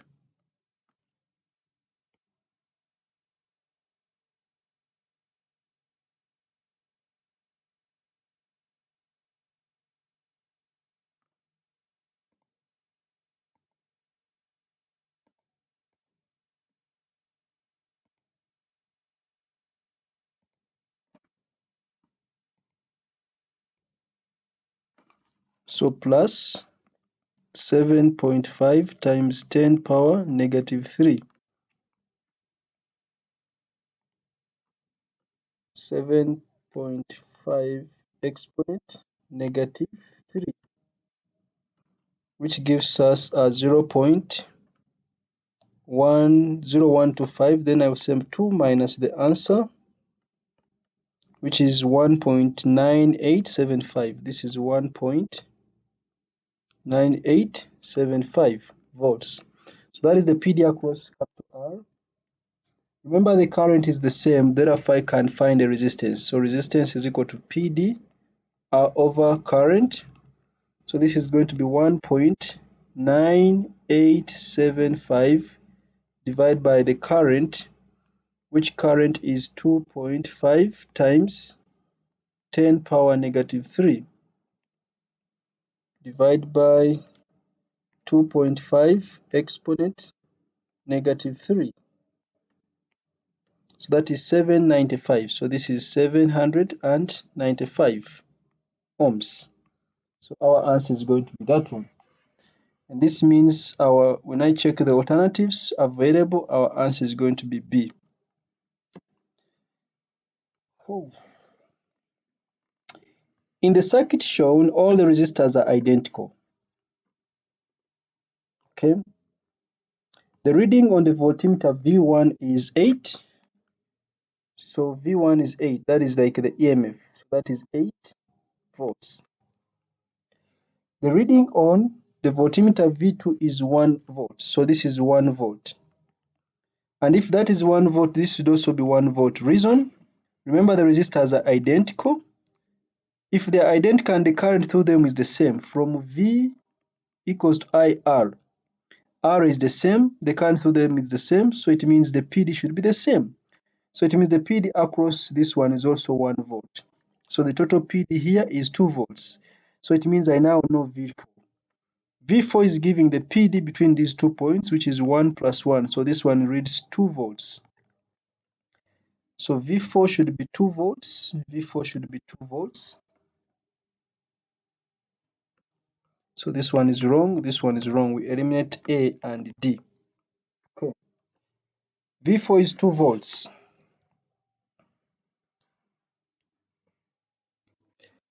And if V4 is 2 volts, it means the total PD across these 2 points is 2 volts.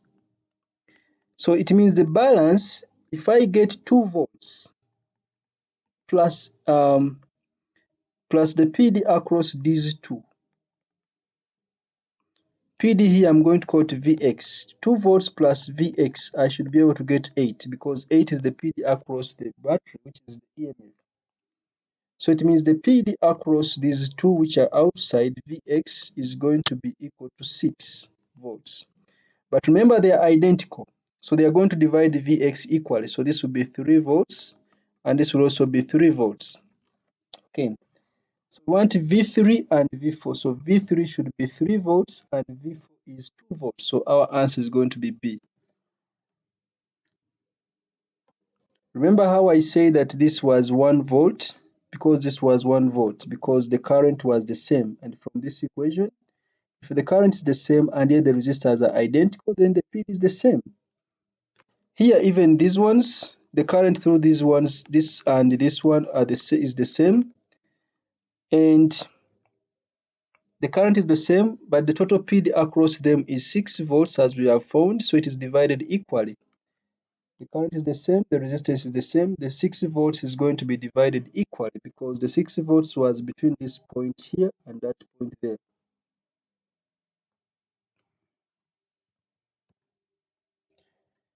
The diagram shows a light-dependent resistor and a thermistor forming a potential divider. Under which set of conditions will the potential difference across the thermistor have the greatest value? Under which set of conditions will the potential difference across the thermistor have the greatest value?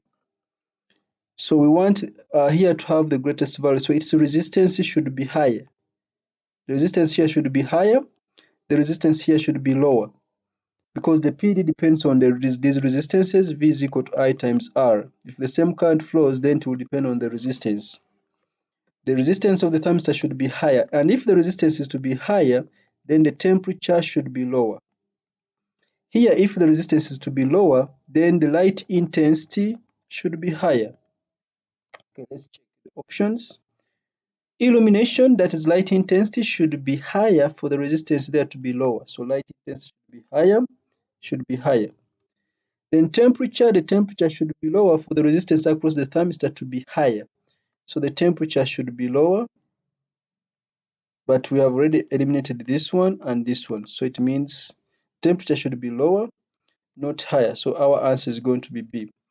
Illumination should be higher so that the resistance of the LDR is low. That gives a low PD across the LDR.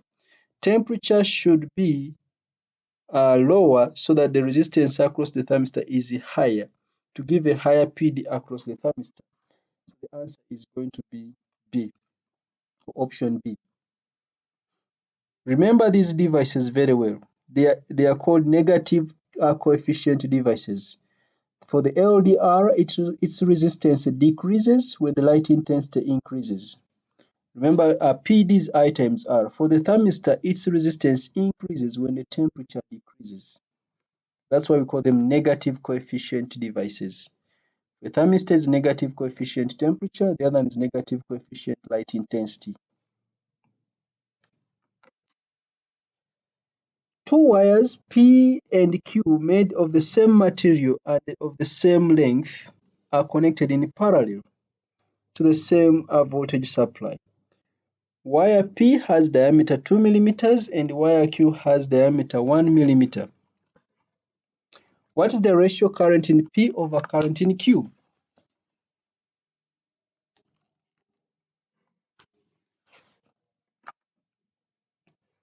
Okay, so we know that at this point we are now used to the equation. We now know that resistance is equal to rho L over cross-section area. They gave us diameters, so this becomes 4 rho L over cross-section area, which is pi d squared. The 4 goes up because area is pi d squared over 4. Okay, so we are going to come up with two equations. They are from the same material, rho is the same. They have the same length, and they are connected in parallel to the same voltage supply. That means the PD across them is the same. Remember, current resistance is R is V over I. So resistance is V over I. They are connected in parallel. So that means I'm going to now come up with, let me use the space above here because it is free. So I'm using that space there. For the first wire, the PD is V, is going to be equal to the resistance. I'm just making V equals to IR, or I'm substituting for R with V over I. Okay, V over the current there.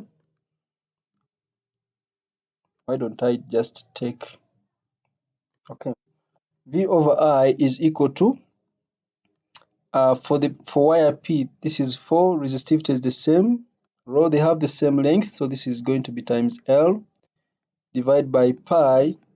Let's check the diameters. For P, diameter is 2 millimeters.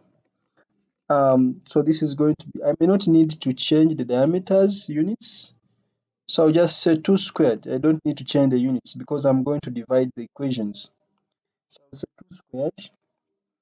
Then for the second wire, V over the current, so this is current in P. V over the current in Q is going to be 4. Resistivity is the same, L divided by pi. The diameter of the second wire is 1 millimeter, so this is going to be 1 squared. So when I divide those two equations, some of these quantities cancel out. So I'm going to divide the first equation, this by the second equation. So I'm having that V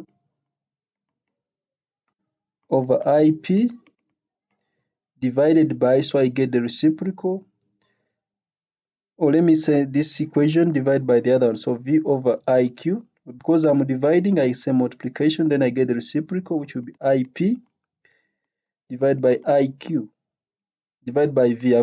That is on the left-hand side of each of these equations should be equal to the right-hand side. Let me cancel out which things are common, because when we divide, they will cancel out. Anyway, people will get lost. Let me just divide.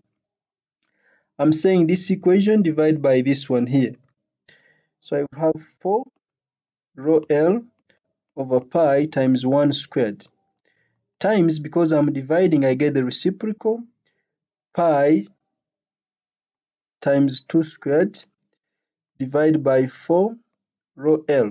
So 4 rho L cancels, pi cancels, and this remains 4. So V also cancels. So I remain with IP over IQ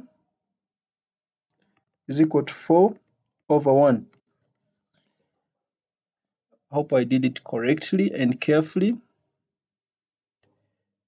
And when you check the options, 4 over 1, we have 4 over 1 as D. So our answer there is D.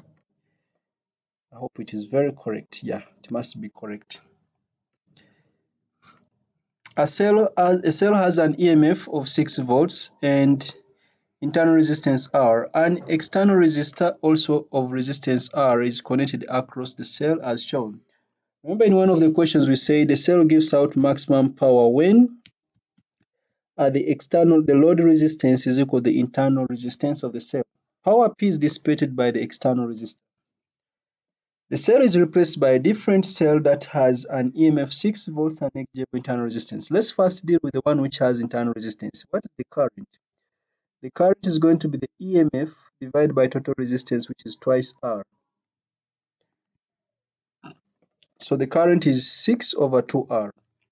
Then power is equal to I squared times R in the external resistance. So power here is going to be I, which is 6 over 2R, but this is squared, then times R. Then the cell is replaced by a different cell that has the same EMF but no internal resistance. Let's check the current then. For the second case, the current will be the EMF, which is 6 over total resistance, which is R. That means the power dissipated this time will be current, which is 6 over R, but this is squared, then times capital R. Now let's compare. This is the second power. I'm calling it power 2. If you compare these two values, or if you divide them, let's say power 2 divided by the first value of power is going to be 6 squared over R squared times R divided by 6 squared over, I'm squaring the bracket, it becomes 4 R squared again times R. So when you look at this expression, it is the same as having 6 squared, R has cancelled, over R times, get the reciprocal. This R has cancelled with the square, so the reciprocal gives us 4R in the numerator over 6 squared. So 6 squared cancels, R cancels, we remain with the 4. So it means that the second power, P2, is going to be 4 times the first power. 4 times the first power, so which means that our answer is going to be D. Okay.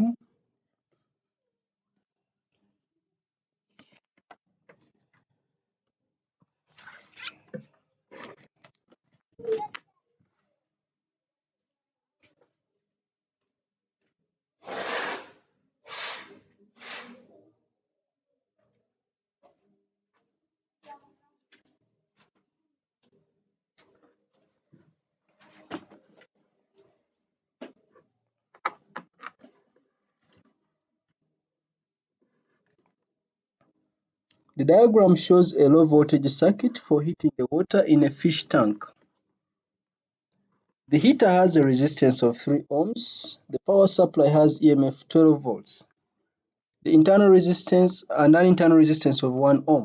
At which rate is energy supplied to the heater? First of all, we need to find the current which flows Current here is going to be equal to the EMF, which is 12 volts, over total resistance, which is the internal resistance plus the resistance of the heater, which is 4.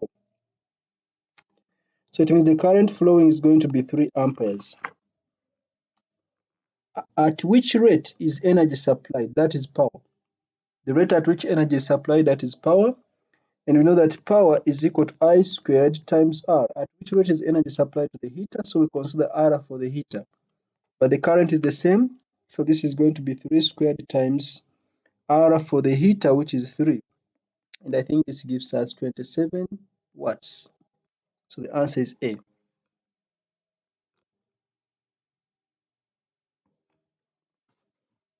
The diagrams show the same cell, ammeter, potentiometer, and fixed resistor connected in different ways.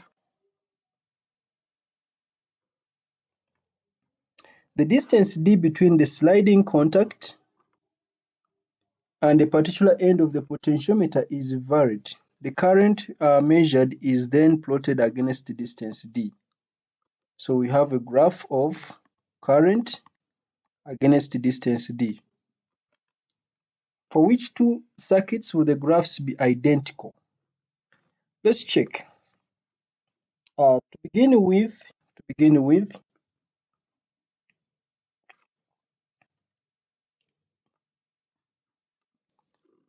so current is going to be here. Current will flow in that direction, then it flows in that path and takes that route. So when D increases, it means the current which flows here also increases. I mean decreases actually. The current which flows here is going to decrease. So it means as D increases, the current flowing here decreases because the resistance increases. So the graph will be somehow like that.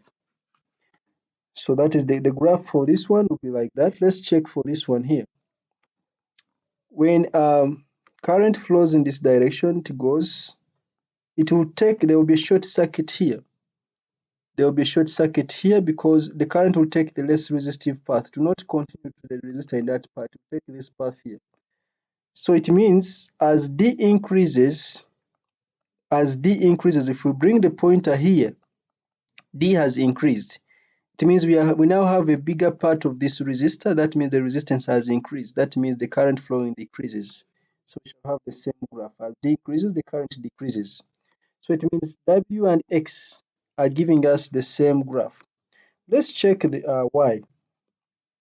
Y is showing that if we bring this one here, if we bring that one there, the current is going to be flowing in that direction. But when we move this to the other end, this part here will be out. The current will be flowing that part.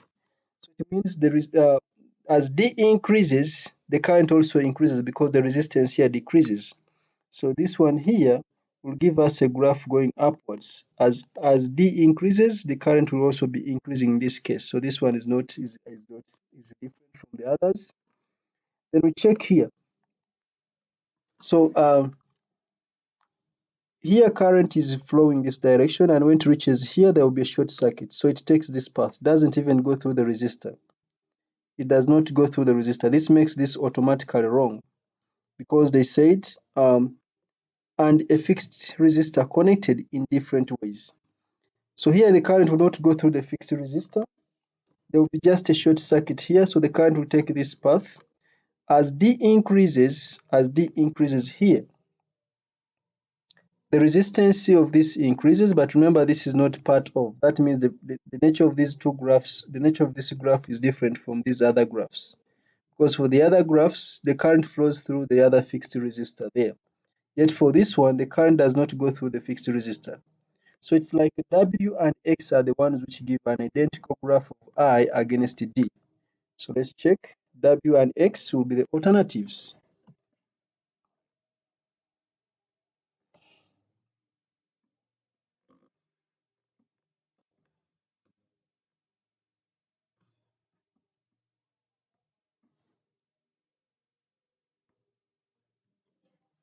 Okay. Next, what is the current in a 40 ohm resistor of the circuit shown in the figure here?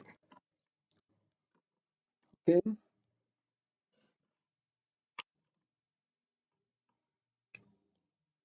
So of course here, when I look very carefully, the current is going to be 0. Why? First of all, the current flows like this, and these are identical. It splits equally. If it splits equally, it reaches this junction and this junction. The same current should be now leaving this point. So that means the current here and here is the same.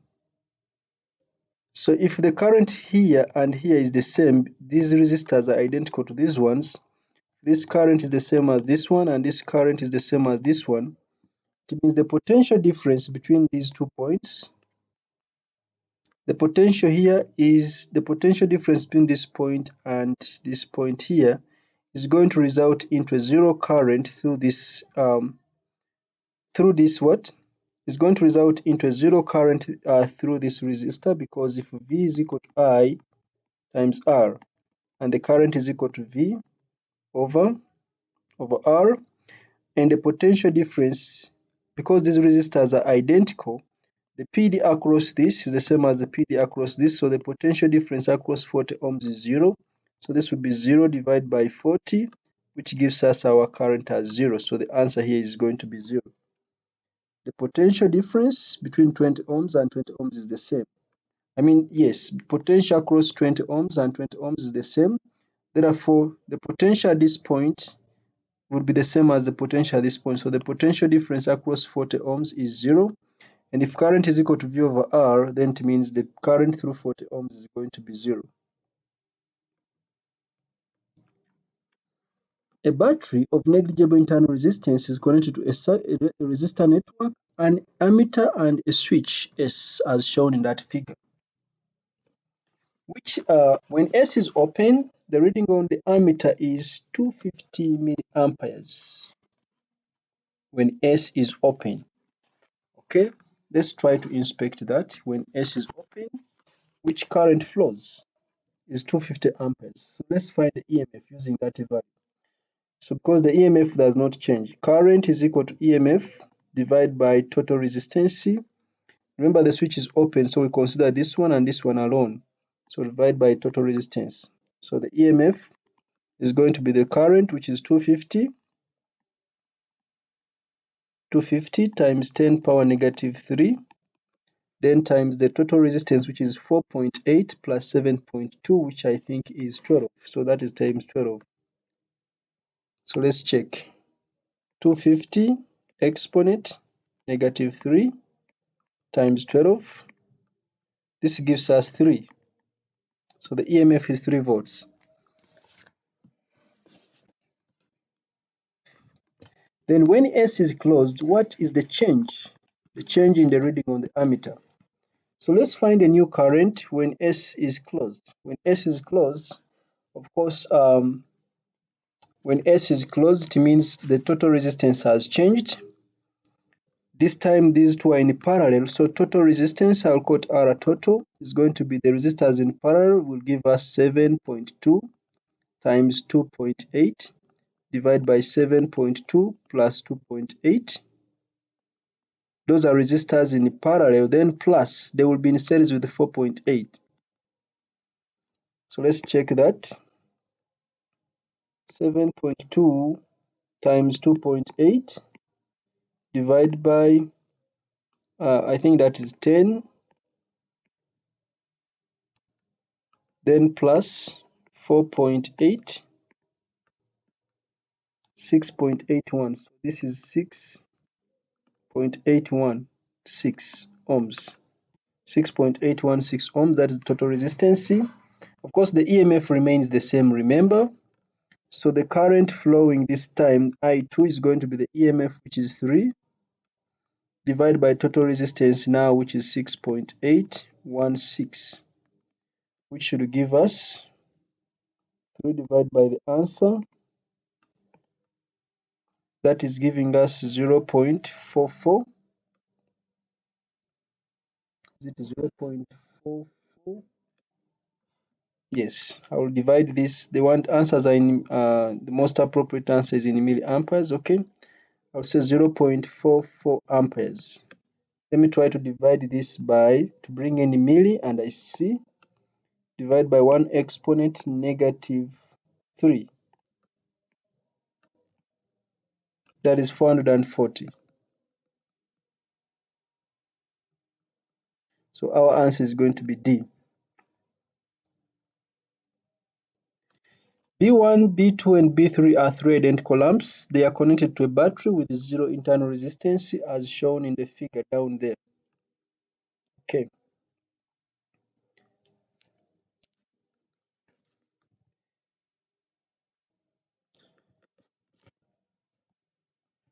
Initially, the switch is closed. Okay. The switch is then opened and lamp B3 goes out. If this switch is closed, it means the PD across these two becomes smaller. Why? If you consider resistance, remember 1 over resistance in parallel is going to be equal to 1 over resistance of bulb 2 plus 1 over resistance of bulb 3. So it means the resistance here is small. Note that the total current entering the same current going through B1. So resistance was small, which means the PD across 2 or PD across 3 was small. It was small. Then now, if the switch is open and this is out, now it means the resistance is now higher. It now implies the resistance is going to be higher. Here it was small, the PD across them was small. Now here, it is the resistance is going to be higher.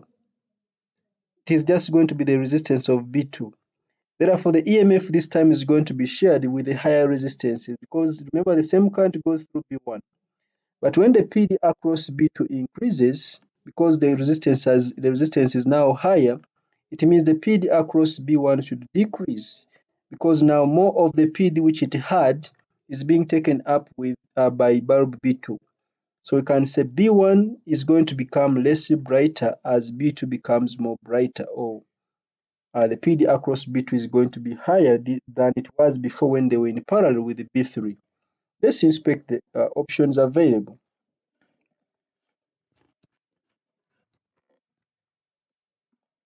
So lamps of brightness of lamp 1, of course, we have said it decreases because this time it was taking advantage of a higher resistance than the one which was in parallel combination.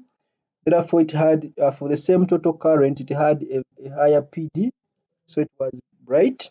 But now that lamp B2 is now alone, then the resistance is higher for the same current which is flowing through the whole circuit, like in B1, it will be a little bit brighter than it was before. Therefore, its brightness increases. So the lamp B1 decreases, brightness of lamp B2 increases. So the answer is going to be B. I want to repeat this. When the bulbs were in parallel with each other, the total PD across them was small. I mean, the total resistance across them was small, so because the resistance was small, therefore, their brightness was relatively lower. But then, when the switch is open and the B3 is out, now this will have full resistance. That means if the current flowing through is high, then it will now have a PD higher than it had before when they were two in parallel. That's why I'm saying that now bulb B2 becomes brighter, or its brightness increases, as bulb B1 its brightness decreases. Okay.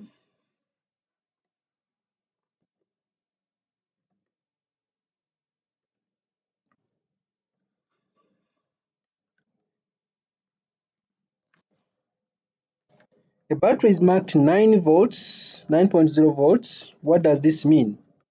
Each coulomb of charge from the battery supplies 9 joules of electrical energy to the whole circuit. That is the definition of EMF. I think this is answer. Each coulomb of charge from the battery supplies 9 joules of electrical energy to the whole circuit. So that is, we know that PD is equal to E over charge. So each coulomb of charge supplies 9 joules of energy to the whole circuit. So that is the answer. Without wasting time, that is the answer.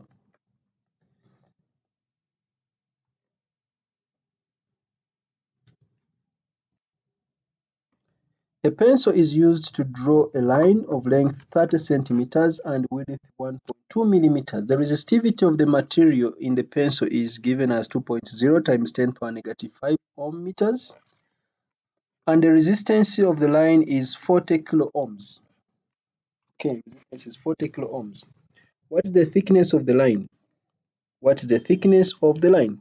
Okay, so we know that resistance is equal to rho L over cross-sectional area, and area, cross-sectional area of the material is going to be, this time we don't need diameter, is going to be the width times the height. Let's assume this is the line drawn and it has a width, so it should be also having a thickness.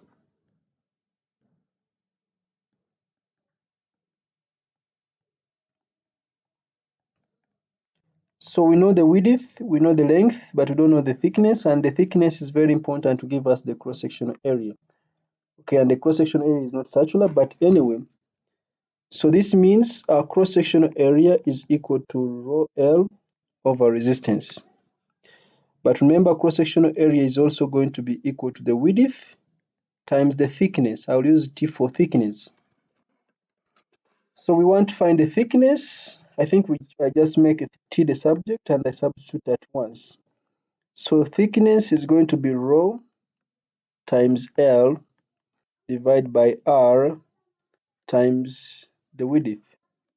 So this is going to be rho, which is 2.0 times 10 power negative 5 times the length, which is 30 centimeters, 30 times 10 power negative 2, divided by the resistance, which is 40,000, then times the width. The width is 1.2 times 10 power negative 3. So we just press our calculator, open brackets, 2 exponent negative 5 times 30 exponent negative 2 divide by, open brackets, 40,000, yes, 40,000 times 1.2 exponent negative 3.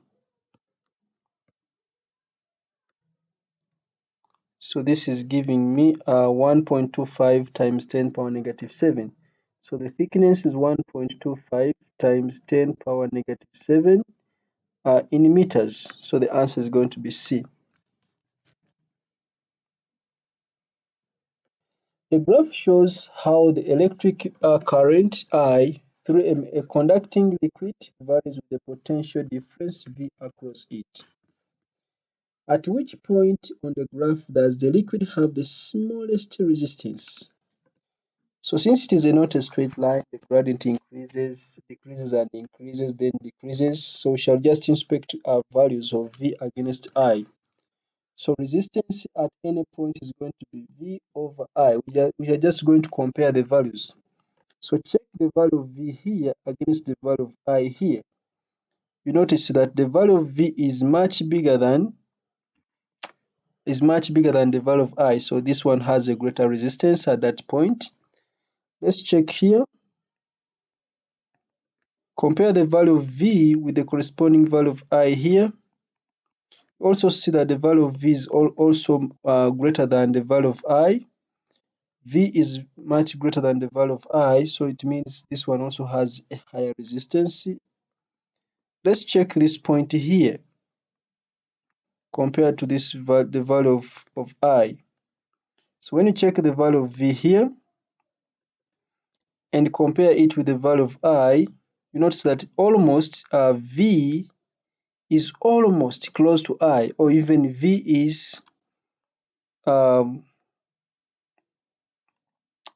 comparison here, you notice that V is very close. The difference in V here is not very far from the difference in I here when you try to compare. Although V is still greater, but the difference is not really very large. So that means this one can be considered the most appropriate point or an appropriate point. We can also check D.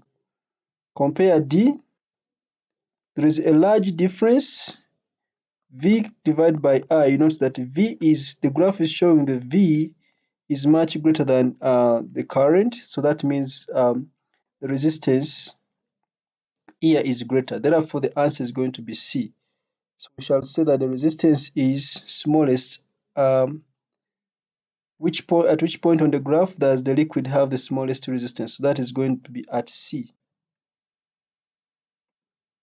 So I've been comparing the values of V in relation to the current, because we know that V is the independent variable and I is the dependent variable.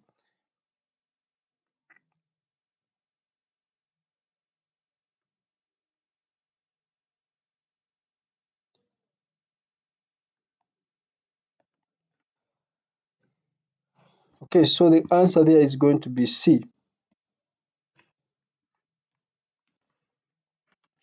A combined resistance RT of two resistors of resistance R1 and R2 are connected in parallel, given by that formula.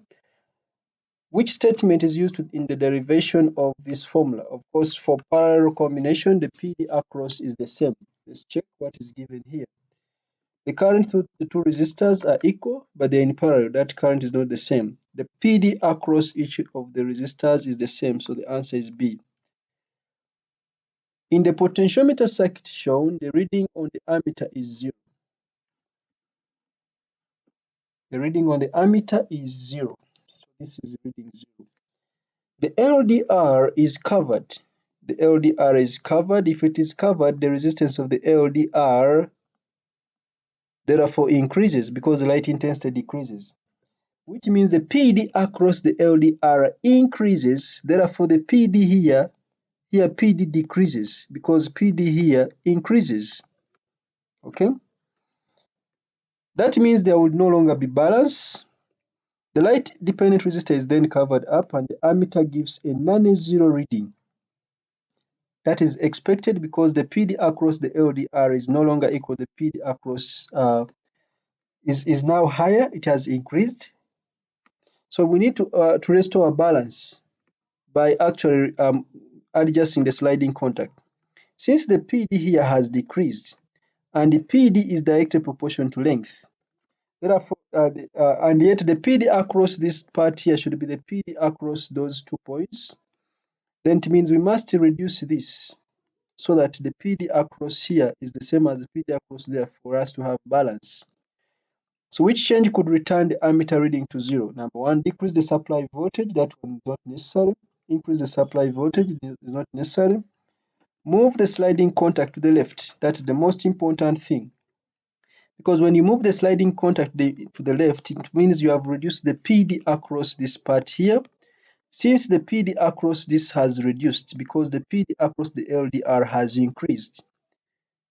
The PD across the LDR has increased. The PD across this one has reduced. So remember, for balance, PD is directly proportional to L. So we must move this sliding contact to the left to look for a balance length, which will balance with the smaller PD across this resistor here. So move the sliding contact to the left. That is our answer here. Move the sliding contact to the left. Move the sliding contact. This is the sliding contact to the left.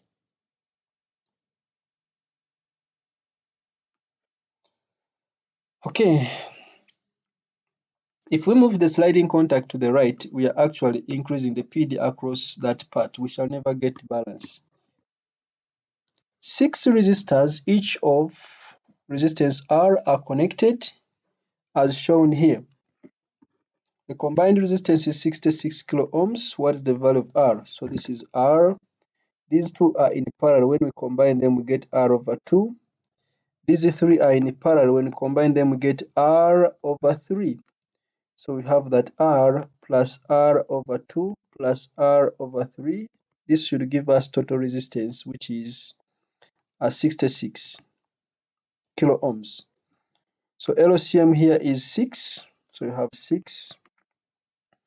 We have 6R plus 3R plus 2R equals to 66.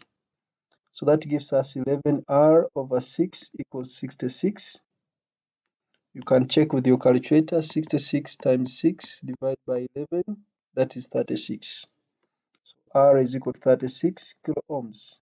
So the answer is going to be D. A metal wire of length 0.5 meters has resistance 12 ohms. What is the resistance of a wire length 2 meters made from the same material but with half the diameter? So it means same material, same resistivity. So we shall come up with the two equations again. You and me know that resistance is equal to rho L over cross-sectional area. Because they have mentioned the diameter, so I'll write it in terms of diameter. It becomes 4 rho L over pi d squared. Remember, area is pi d squared over 4. So for the first wire, its resistance is 12 ohms. Why shouldn't I just get two equations and I substitute at once? Okay, so for the first wire, let the resistance be R equals to 4 times rho. The length is 2. Okay, I'll just substitute 12 is equal to rho, which is not known, times 4 times L, which is 2, divided by pi times, no, for the first wire, L is 0.5. Then times the diameter, which is not known. The diameter, let it be d squared. For the second wire, I don't have enough space, but I'll use here. For the second wire, its resistance, let it be R equals to 4 rho. Its length is 2 meters over pi. Its diameter is a half. So this will be a half of d, and it should be squared. So I'm going to combine the two equations by dividing. So I'll say R divided by 12 on the left-hand side equals to 4 rho times 2 divided by pi. This is going to be a quarter d squared. Then times, I get the reciprocal of this. So it will be pi d squared going up over 4 rho times 0.5. So I'll cross out some of these things using a different color. 4 rho pi d squared. So I am remaining with R over 12 equaling 2. We have 2, of course, a quarter, the 4 goes up. So it becomes 4 times 2 divided by 0.5, which I think becomes 8 over 0.5, I think it is 16. 8 over 0.5, I think it is 16. So this is going to be 16. Maybe it is not correct. 8 divided by 0.5, that is 16. Now I want to find R. So again, it means R is going to be 16 times 12. So that one times 12, which gives us 192. So this is 192 ohms. So the answer is 192 ohms. So that is D. Okay. A student found two unmarked resistors. To determine the resistance of the resistors, the circuit below was set up. The resistors were connected in turn between P and Q, noting the current readings and the voltage readings were noted. The voltage readings were noted without the resistors and with each resistor in turn. The voltage readings were noted without the resistors and with each resistor in turn. So without the resistors, the voltage readings that were noted were e.m.f. Therefore, and we expect that such values are supposed to be the same. So the results were entered into a spreadsheet as shown. The student forgot to enter column headings. Which order of headings would be correct? Of course, we can see that these are the same. This should be e.m.f. So it means this one and this one is wrong. Then, of course, these values are close to the e.m.f, so this should be PD. So the second column should be PD, which is fine. Then we have to choose between resistance and current. And these values of current are these could be current because they are smaller than the other values of resistance. So I can say that this is current, but these currents should be milliamperes, because here we see in the table we have currents in milliamperes. So this is going to be current and this is going to be resistance, which means my answer is going to be, I think it is going to be D. So this is going to be D.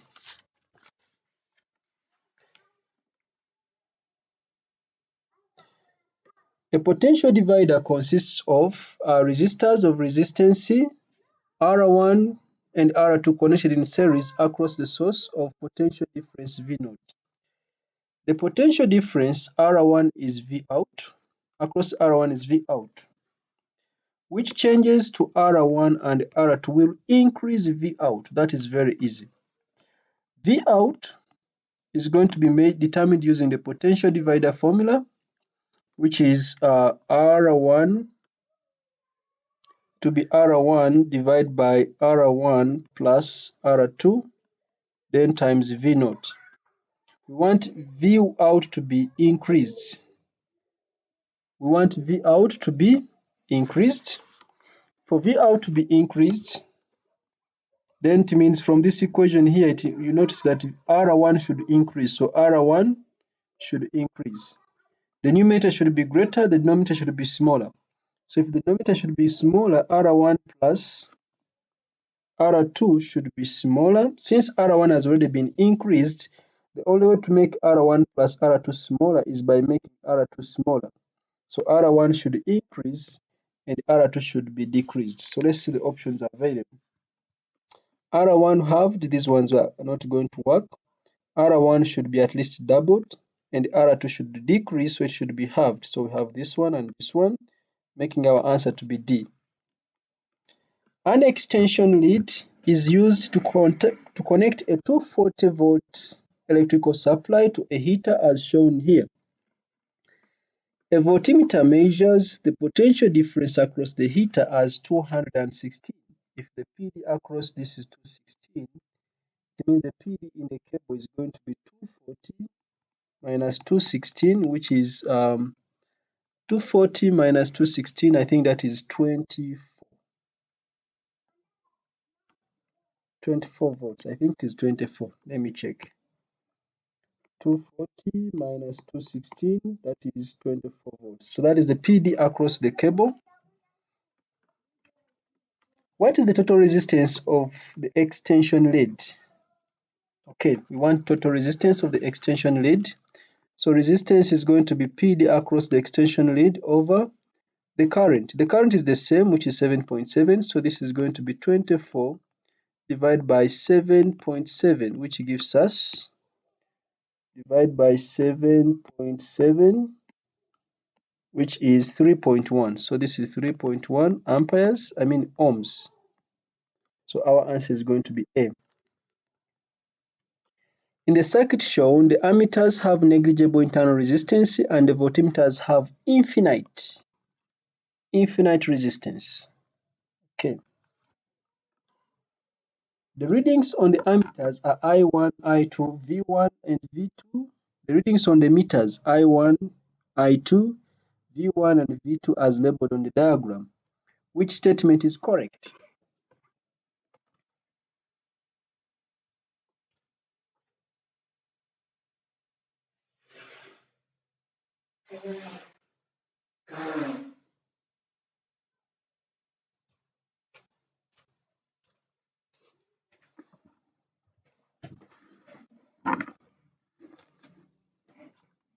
Okay, let's try to establish the statement which is correct.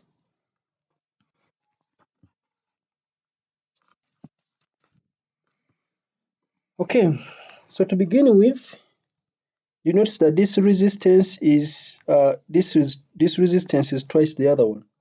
So if the current here is I1, it means the current here is going to be a half, because 3 divided by 6 is a half. So the current here is going to be a half I, because current is inversely proportional to resistance. If the current here is I2, these are identical. That means, and the PD across them is the same, so the current here is going to be I2. Okay? So I1 comes to this junction, a half I1 also comes to that junction. They combine to give us I2. So it means I1 plus 0.5 I1 should give us I2 plus I2. So that gives us twice I2. The current here is I2 plus I2. This is I2 and this is I2. So I1 plus 0.5 I1 is 1.5 I1. It's the same as 2 I2. So this means I1 is going to be 2 divided by 1.5. I think that is 4 over 3 I2. So you notice that I1 is greater than I2 because I1 is 4 over 3 times I2. So we ignore, we have eliminated the C and D because C and D are saying I1 is less. Let's now check the PDs. For the PDs, the PD across let me just calculate them here. V1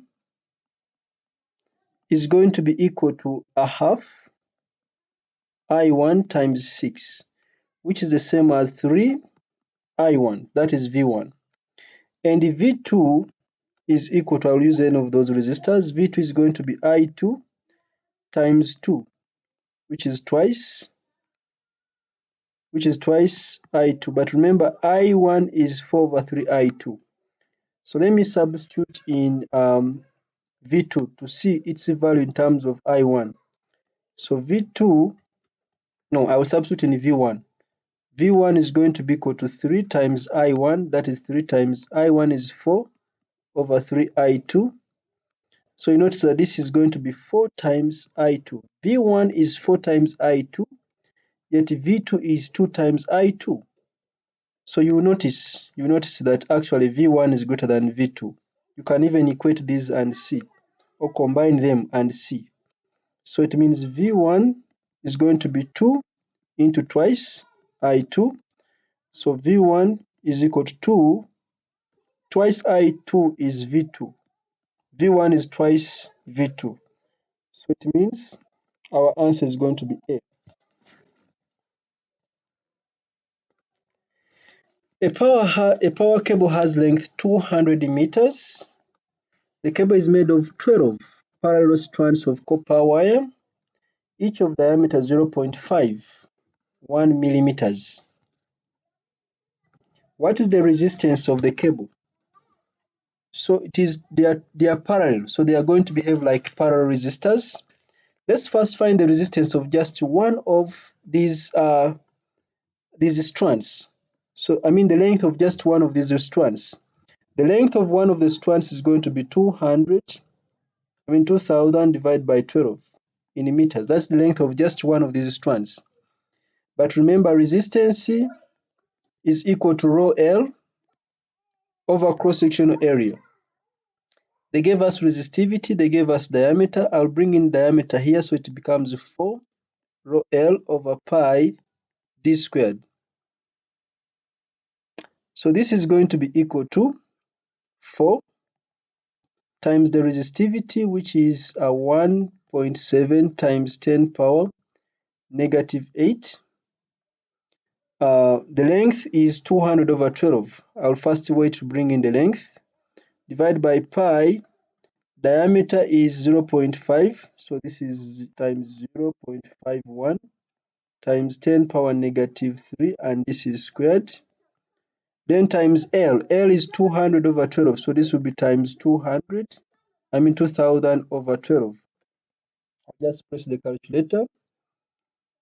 So I have 4 times 1.7 exponent negative 8 times 2000 divided by open brackets. I'll say 12 times pi times, open another bracket, 0.5 exponent -3, but this is squared. I close that bracket.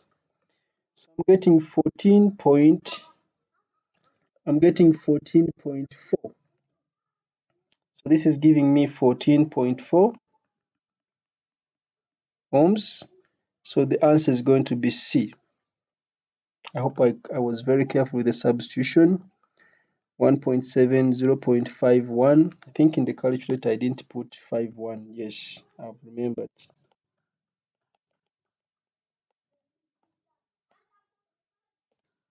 0.51.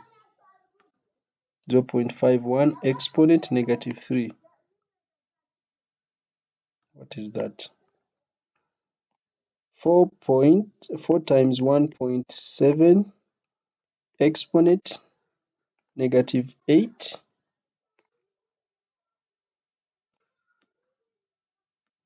times 2000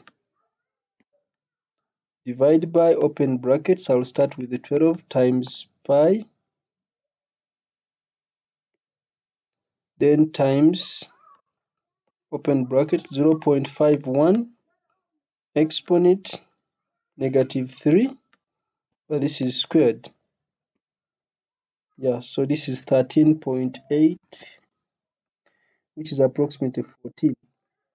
13.89,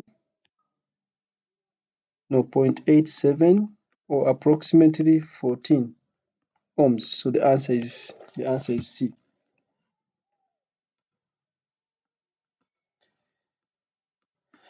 A low voltage supply with an e.m.f of 20 volts and an internal resistance of 1.5 ohms is used to supply power to a heater of resistance 6.5 ohms in a fish tank. What is the power supply to the water in the fish tank? Okay, I want power supply to the water, and we note that power is equal to I squared times R. This is going to be I. The I is, of course, current flowing, is going to be e.m.f, which is 20. Total resistance is 6.5 plus 1.5. This is 6.5 plus 1.5. So that is 20 divided by, I think that is 8 amperes. So this is 20 over 8 squared times the resistance of the heater, which is 6.5. So open brackets, 20 divided by 8 but squared times 6.5, which gives us 40.6 or 41. So the answer is going to be A. A filament lamp has a resistance of 180 ohms when the current in it is 500 milliamperes. What is the power transformed in the lamp? You have to change the color of this pen. So we know that power is equal to I squared times R. The current is 500 milliamperes, which is the same as 0.5, then squared, times the resistance of 180, that is times 180.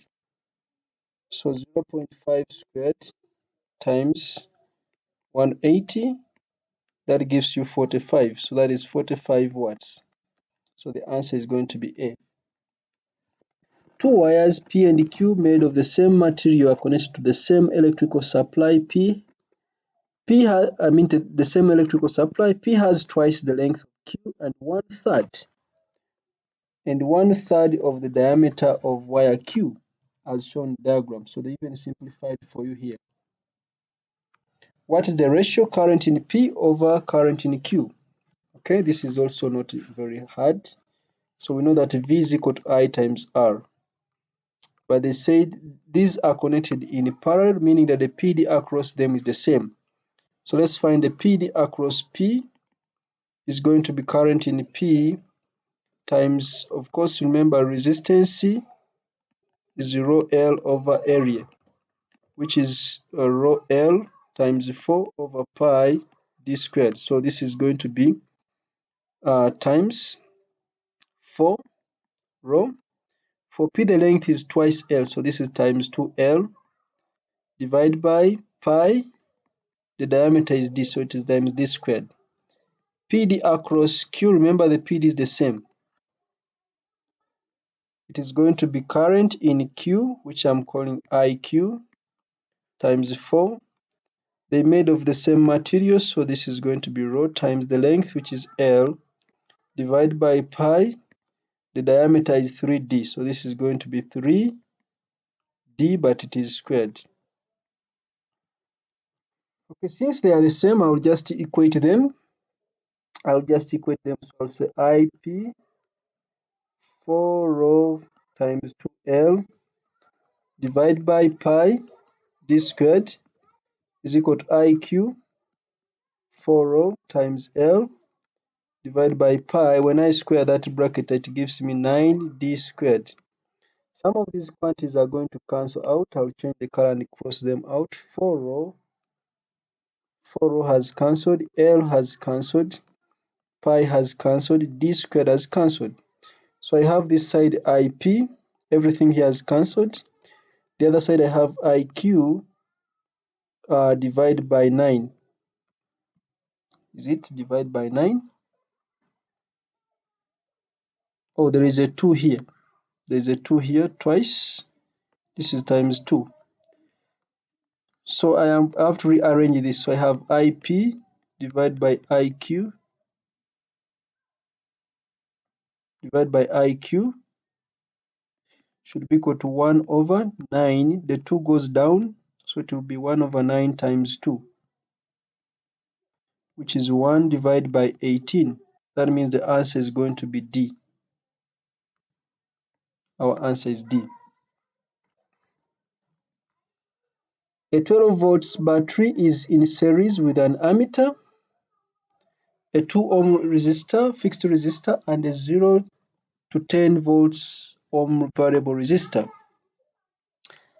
High resistance voltmeters P and Q are connected across the variable resistors and the fixed resistor respectively as shown. Okay. The resistance of the variable resistor is changed from its maximum value to 0. So the resistance here decreases. That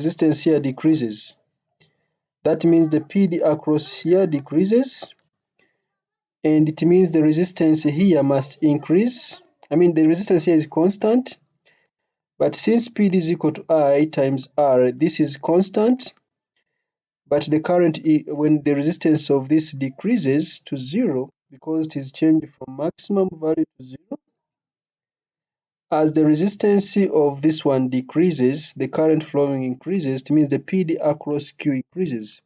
So PD across Q must increase as PD across P decreases. Okay, so let's check the graphs. A is showing that both are increasing as current increases. Both are showing that the current increases and the PD increases for both. That is not true. For P, it must decrease. For P, it must decrease. For P, it must decrease. So the answer is going to be D. Wherever we see that current is increasing and the PD of P is increasing, that is not true when the resistance is decreasing.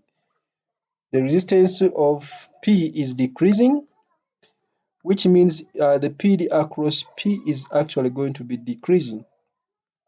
Now the reading of the voltmeter as the current at maximum current, when the maximum current flows through the circuit, the resistance of P of course goes to 0, because and V is equal to I times R.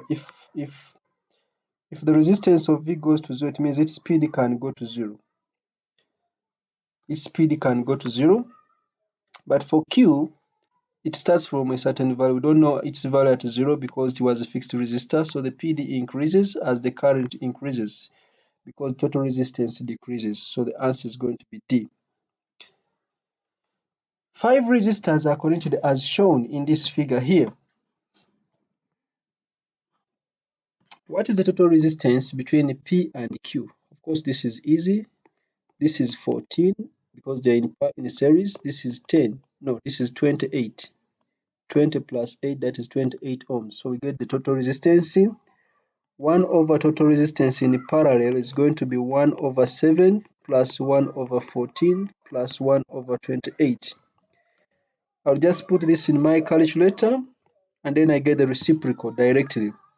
So 1 divided by 14 plus 1 divided by 7 plus 1 divided by 28. That gives me 1 over 4. Then I get the reciprocal. So 1 over R total is equal to 1 over 4. Then when I get the reciprocal, R total is equal to 4 ohms, which makes the answer to be C. Okay.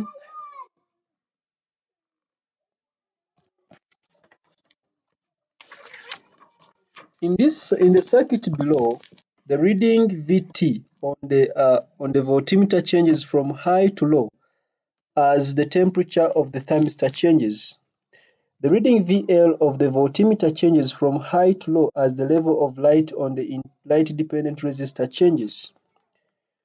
The readings VT and VL are both high. What are the conditions of the temperature and light intensity? VT is the thermistor. They are saying the readings are both high, which means the resistance of the thermistor here, VT is the PD across this one, and they are saying VT is high. If VT is high, it means this one is low. So that means the resistance of the thermistor is low, and if the resistance of the thermistor is low, it means the temperature is high. Because for a thermistor, temperature is inversely proportional to the resistance. So for the thermistor, temperature is high. So high, we ignore these two. Then let's look at the side of the LDR.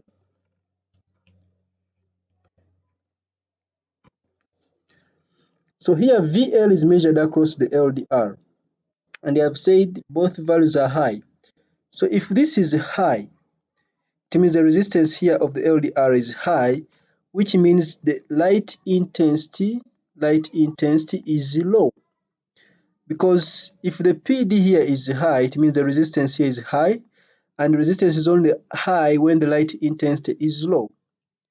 Therefore, for LDR, the light intensity, light level is supposed to be low. So we need high and low, so high and low, making the answer to be C.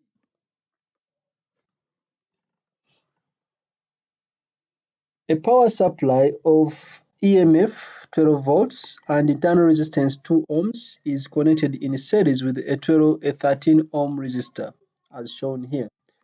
What is the power dissipated in the 13 ohm resistor? So we first find the current. Current is equal to e.m.f 12 volts over total resistance, which is 2 plus 13, which is 15.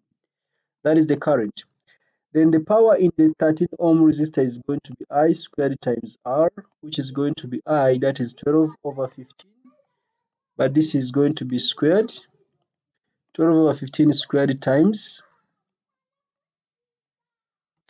R, which is 13. So from our calculator, we have 12 divided by 15 squared, then times 13, which gives us 8.3. So this is 8.32 watts, which makes our answer to be A.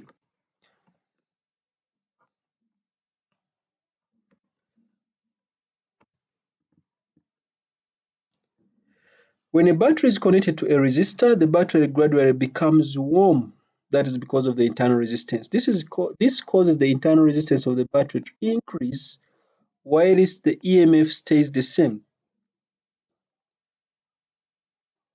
As the internal resistance of the battery increases, how do the terminal PD and output power change, if at all? Let's begin with the terminal PD. We know that e.m.f is equal to the terminal PD plus the lost volts. So the e.m.f is equal to the terminal PD. The lost volts is given by current times the internal resistance. So terminal PD is going to be the e.m.f minus I times R. Remember, internal resistance is increasing. So when R increases, it means the lost volts increases, which means the terminal PD decreases. So the terminal PD decreases, these two are not applicable. How about the output power? How do the terminal potential difference and the output power change, if at all? Output power is the PD across the is due to the PD across the external resistance. Note that if R increases, total resistance has increased, which means total current in the battery decreases. And the power dissipated, or the output power, which is I squared times the external resistance, since I has decreased, it means since I has decreased means the power has also decreased. The internal small resistance increases, which makes the total resistance in the circuit to increase. And if total resistance in the circuit has increased, it means total current in the circuit has decreased. But that is the same current going through our fixed resistor. Maybe let me draw here a circuit. This is a battery with its internal resistance.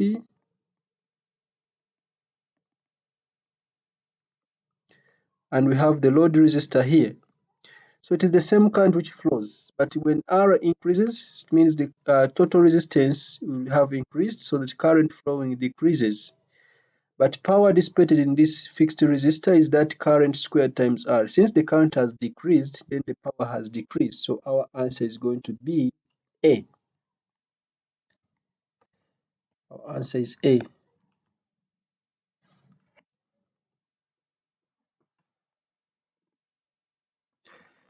The principles of conservation of which two quantities are associated with the Kirchhoff's first and second. First law is charge, second is energy. First law is charge, second is energy. The answer is A. A circuit is set up as shown, supplied by 3 volts battery. All resistors have 1 kilo ohm. What will be the reading on the voltmeter? Okay, so since they have 1 ohms, the potential, because the voltmeter has been connected across this is going to have 1.5 volts. This will also have 1.5 volts because that is the potential divider. And that means even at the bottom, the total will be 3 volts. So let's first find what will be the resistance here. This is 1 ohm, this is 1 ohm, this is 1 ohm. That means total resistance here is going to be 1 plus 1 ohm and 1 ohm, that is 0.5 ohms, plus 1, that is 1.5 ohms. So total resistance here is 1.5 ohms. That is total resistance this side. And if total resistance here is 1.5 ohms, let's also find the total resistance here. This is 1 plus 1, by the way, it is kilo ohms, 1.5 kilo ohms. 1 plus 1 plus 1, those are 3. 3 times 1, because this is 1, 3 times 1 over 3 plus 1, that is 3 over 4. And I think 3 over 4 is 0.75 ohms. So total resistance here is 0.75 kilo ohms. Now the 3 volts is going to be divided in the ratio of the resistances. Let's find the PD across this part alone because I want the potential difference between these 2 points. So PD across this part is going to be the resistance there, which is 1.5, divided by total resistance, which is 1.5 plus 0.75. Let me check. 1.5 plus 0.75, that is 2.25. So total resistance down there is 2.25. This is what shares the 3 volts. So what share comes to this part here? I want the share of this part here. So we have 1.5 divided by the answer there, then times 3. So this part here takes 2 volts. That means this part here takes only 1 volt because the total is 3. So the PD is shared in the ratio of the resistances. That's why you say I got 1.5 total resistance here divided by total resistance on the lower block, then times 3. And I'm saying if this takes 2 volts out of 3, this takes 1 volt out of 3. So PD between these 2 points, or the PD from here up to here, is 2 volts. but the PD across this is 1.5 volts. So V is going to be the difference, which is 2 minus 1.5, which gives us 0.5 volts. That is the difference in the potential between this point here and that point there. So the answer is going to be B.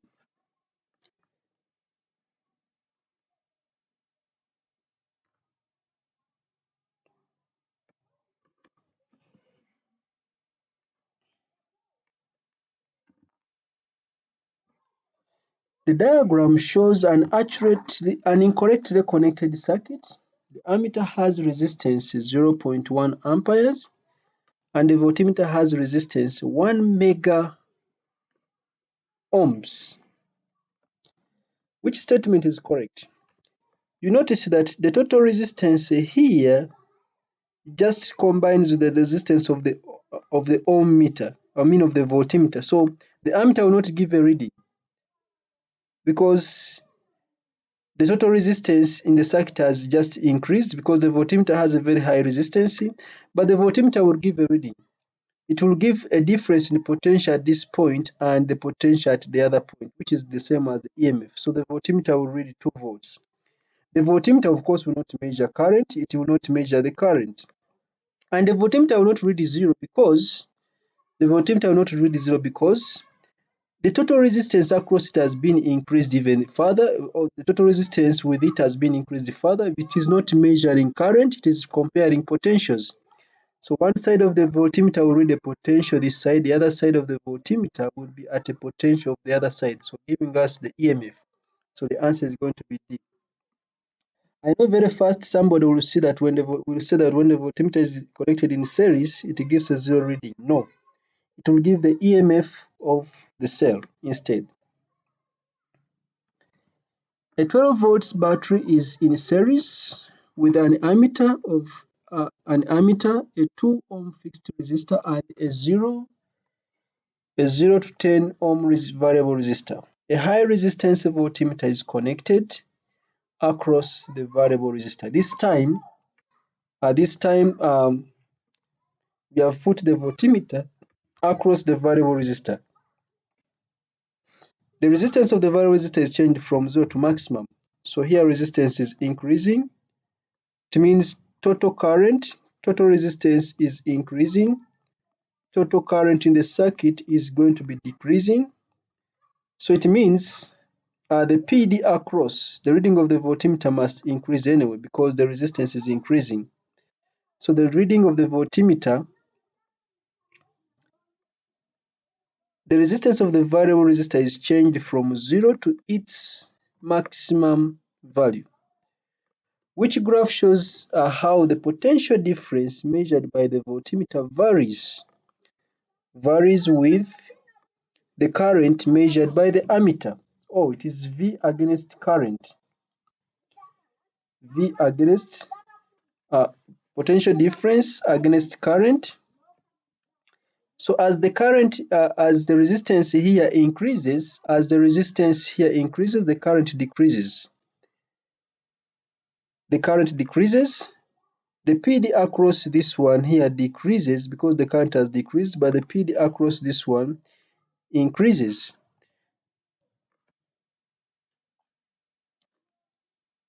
So which graph shows how the potential difference measured by the voltmeter varies with the current by the ammeter? So as the current increases, current cannot increase when the resistance here is increasing. No. Current will only increase when the PD across the voltmeter is decreasing. So as current increases, the PD across the voltmeter must decrease. So this one is wrong, that is wrong. But then this one is showing that when current is zero, the PD across the voltmeter has the voltmeter gives a certain reading. But remember, the voltmeter is reading a value across this, which can be taken to zero. When there is no current through when there is no current through the circuit, then the PD across here is most likely going to it cannot be predicted. You cannot say it is zero. If there's no current flowing here, then perhaps the voltmeter is measuring a different potential difference, which could even be the e.m.f. So therefore, we cannot rely on this one, but then it means the option would be D. There is a maximum current for which the reading of the voltmeter becomes zero. There is a maximum current for which the reading of the voltmeter becomes zero, or the potential difference measured by the voltmeter becomes zero. This question here is just the reverse of one of the questions that we have just answered a few minutes ago. It's just the reverse. Two cells X and Y are connected in series with a resistor of resistance 9 ohms as shown. Cell X has e.m.f 1.0 and internal resistance 1 ohm. Cell Y has e.m.f 2 volts and internal resistance 2 ohms. What is the current in the circuit? So I'll just I'll just draw in a loop, which is maybe let me make which one is bigger, which one is bigger. It is cell Y. So let me make this clockwise. So the EMF is going to be the EMF of the cell Y is 2, the other one is 1. So the EMF is going to be 2 minus 1. Sum of this is current into sum of PDs.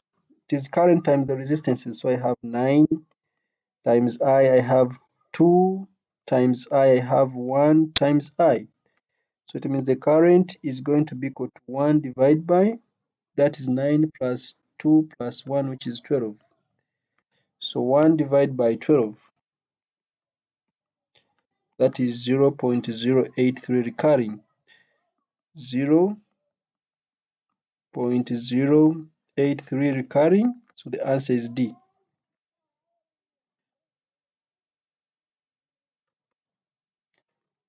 The circular cross-sectional area. The circular cross-sectional area of a metal wire varies along its length.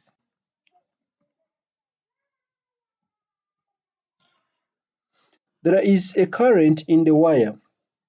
The narrow end of the wire is at a reference potential of 0. So it means as X increases, it means the potential goes to 0.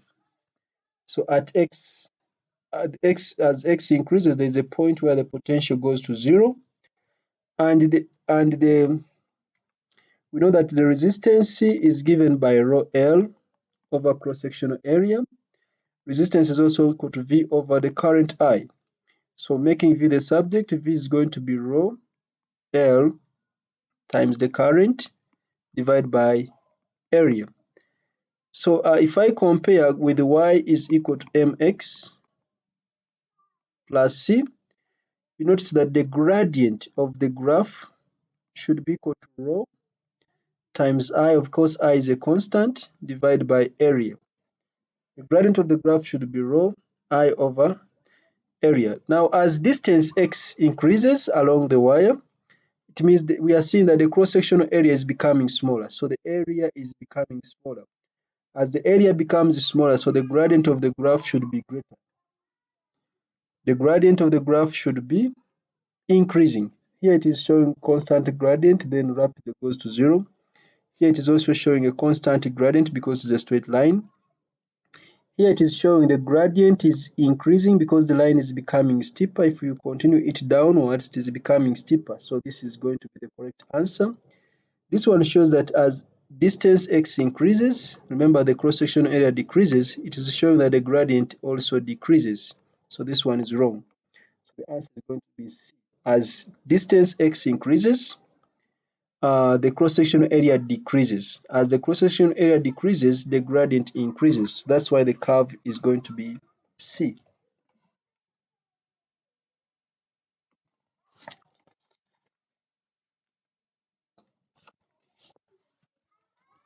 The graph shows how the current I varies with the voltage V for a filament lamp. Since the graph is not a straight line, the resistance of the lamp varies with V. Which row gives the correct resistance at the stated value of V? Okay. So we just check these values. I will inspect the first and maybe the third or the fourth. When V is 2, this is giving us around 1.6, 1.7. So resistance is equal to V, which is 2 over 1.7. Let's check this one. 2 divided by 1.7, it is 1.1, so this is wrong. We can check the second one. 4 is giving us approximately 1.5. 4 divided by 2.5, that is giving us 1.6, so this is wrong. We can check C. C is 6. I think this is around 3.2. This is around 3.2. So we say 6 divided by 3.2. That's 1.875, which is approximately 1.9. So this is correct. So the answer is C. Which row gives the correct resistance? So we are just checking resistance. C is equal to V over I. So I've checked 6 divided by the corresponding current is 3.2, which gives us approximately 1.9 ohms. An electric power cable consists of 6 copper wires surrounding a steel core. Yes. A length of 1.0 kilometer of one of the copper wires has resistance 10 ohms and 1 kilo ohm of the steel core has resistance of 100 ohms. What is the approximate resistance of a 1 kilometer length of power cable? So this power cable has 1, 2, 3, 4, 5, 6 copper wires. They are going to be considered to be in parallel with also S, which is a steel core, which is also in parallel with all of them. So they are all in parallel. So if they are all in parallel, let's find the total resistance of these cables. They're in parallel.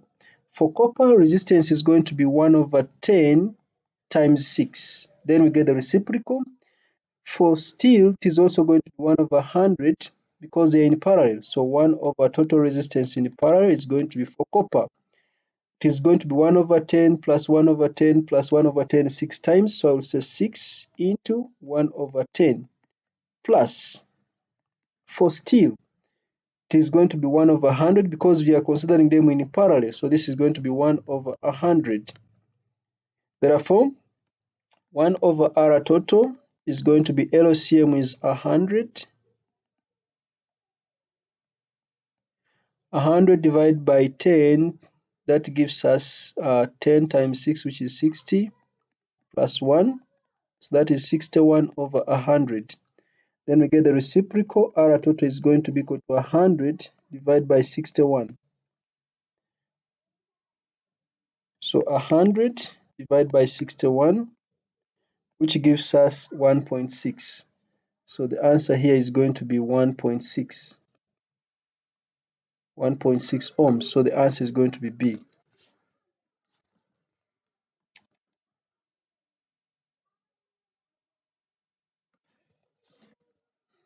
So the diagram shows a length of track from a model relay connected to a battery, a resistor, and a relay coil. The diagram shows the length of track from a model railway connected to a battery, a resistor, and a relay coil. With no train present, there is a current in the relay coil which operates a switch to turn on a light gate or to turn on a light.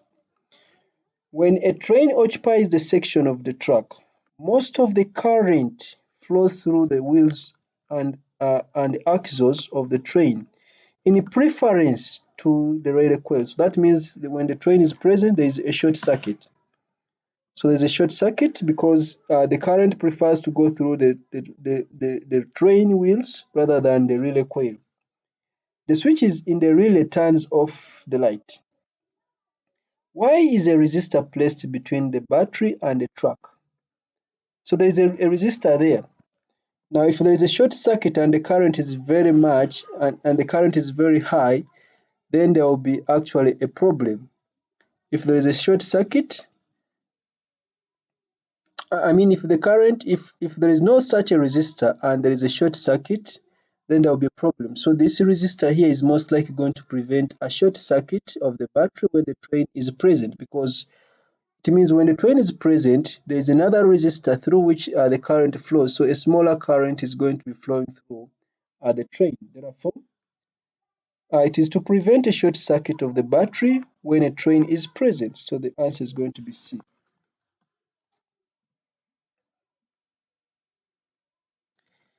A 12 volts battery is in series with an ammeter, a 2 ohm fixed resistor, and a 0 to 10 ohm variable resistor.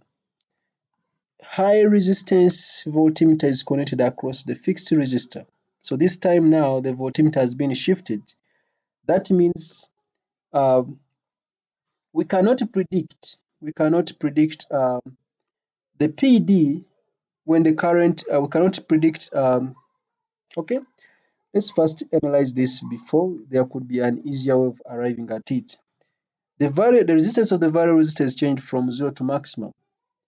So when the resistance is changed from 0 to maximum, the current PD across the variable resistor, or the resistance, total resistance, is increasing.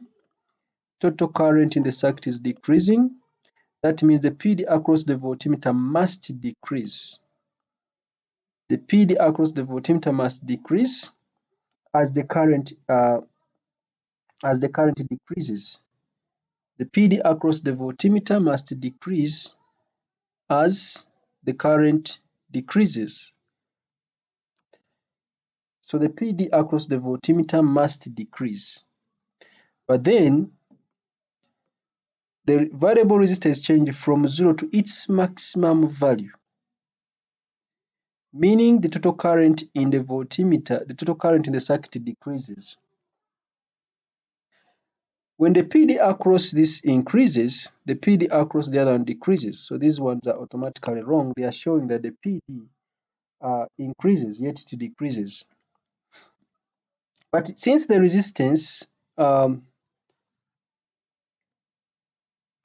the variable resistor is changed from 0 to its maximum value, it is changed from 0 to its maximum value. So when it is taken to maximum value, it means the current decreases, and the PD across it increases. But if it is taken to 0, it means the PD across it increases.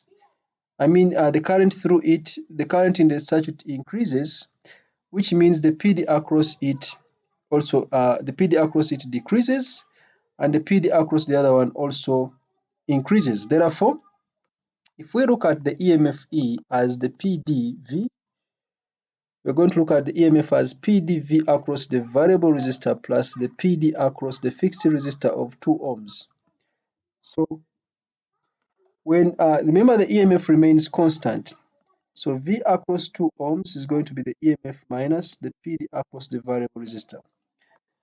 When it goes up,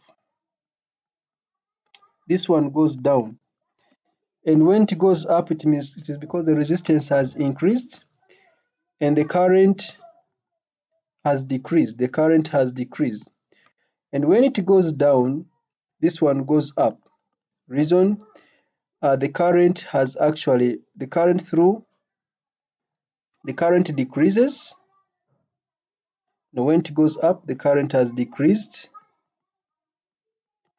And when it goes down, the current increases. Therefore, we cannot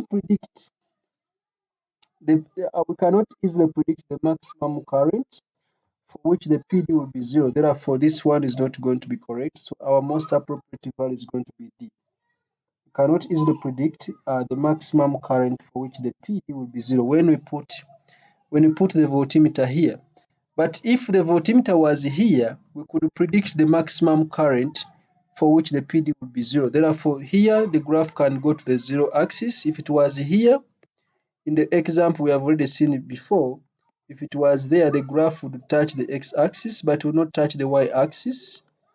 V against current, it does not touch the y-axis but touches the x-axis. Yet here, it does not touch the x-axis but touches the y-axis. We cannot easily predict the maximum current for which the PD across 2 ohms will go to 0.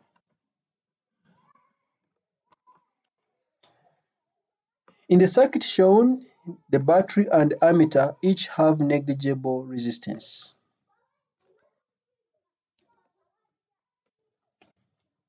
In the circuit shown, the battery and the ammeter each have negligible resistance. The following combinations of resistors are placed in turn between the terminals X and Y. Which combination would give an ammeter reading of 8 amperes? So this is a repetition. Ammeter reading should be 8 amperes. So just check the total resistance. The EMF is 12. The EMF is 12 what? The EMF is 12 volts. Okay. The EMF is 12 volts. Then we can check.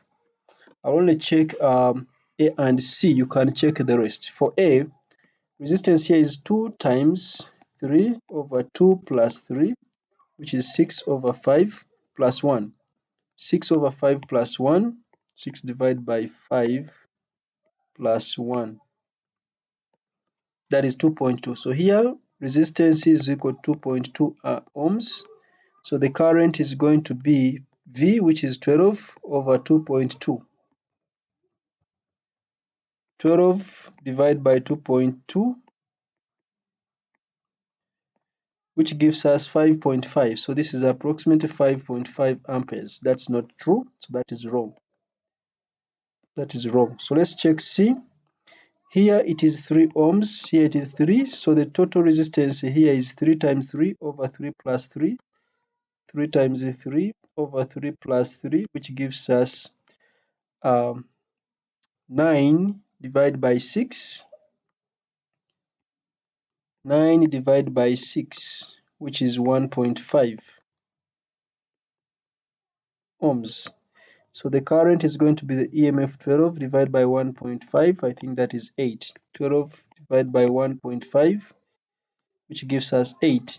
So the answer is going to be C. We don't expect to get 2 answers for the other combinations.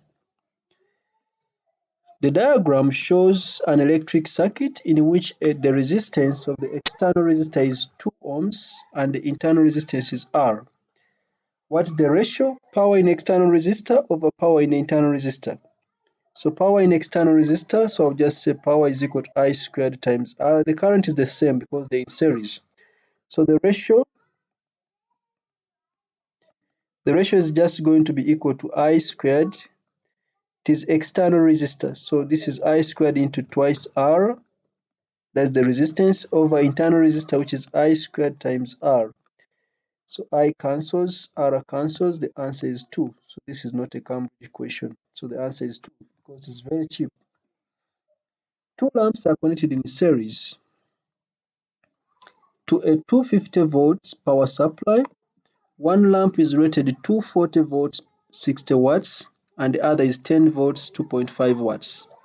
Because they're in series, the current must be the same. So I'll get the current using one lamp and check it with the other lamp and see if I get the PD for the second lamp. If I use the current of the going through the first lamp and I get the PD of the second lamp, then it means when 250 is supplied, then they will be at their normal brightness. So let's check. So current is going to be equal to V over R, or current is going to be power divided by V.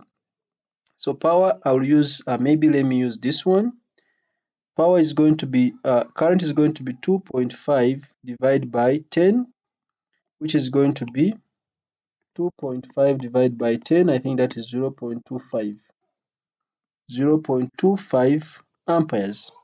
So let me check this current, maybe with this power, to see if I get 240, or the other way around. I can check the current with the power and I see if I get 240, or the current with the voltage and I see if I get 60.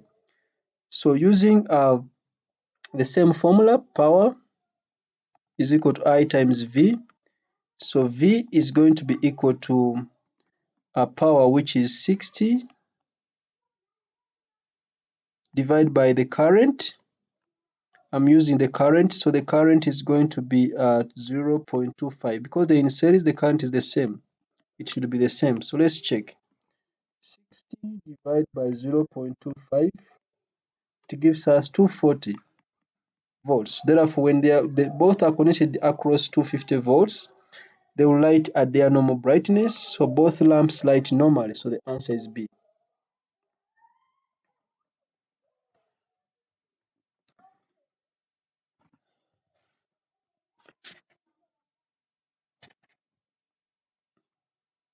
The wire of a heating element has resistance R. The wire breaks and is replaced by a different wire. Data for the original wire and the replacement wire are shown in the table. What is the resistance of the replacement wire? So let's first start with the original wire. I will put original wire this side. Its resistance R is going to be equal to rho times L over cross-sectional area. So we don't have the cross-sectional area, so we use area is equal to pi d squared over 4. So the 4 goes up, so this becomes 4 divided by pi d squared. Then for the replacement, I'll put the replacement this side. Resistance for the replacement is going to be 4. The resistivity is twice rho, then times the length, which is L, over cross-sectional area, which is, of course, pi, the diameter is twice d, and this is squared. I will simplify this. So I have 2 into 4 rho L divided by, when I square this, it becomes 4d squared, so the 4 goes away. So I have 4, then times pi d squared. So you notice that this part here is the same as this one here. So it means R2 is going to be 2 over 4 is 1 over 2, 1 over 2 times R. So the answer here is going to be R divided by 2. So the answer is R divided by 2 for the replacement. In the circuit below, P is a potentiometer of total resistance 10 ohms. Q is a fixed resistor of total resistance 10 ohms. The battery has an e.m.f of 4 volts and negligible internal resistance. The voltmeter has a very high resistance. That means no current flows through it.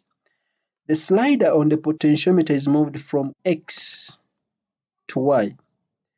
And the graph of voltmeter reading V is plotted against the slider. Which graph would be obtained? Let us assume the slider is at point Y. That means, and remember, look at the connection of the voltmeter.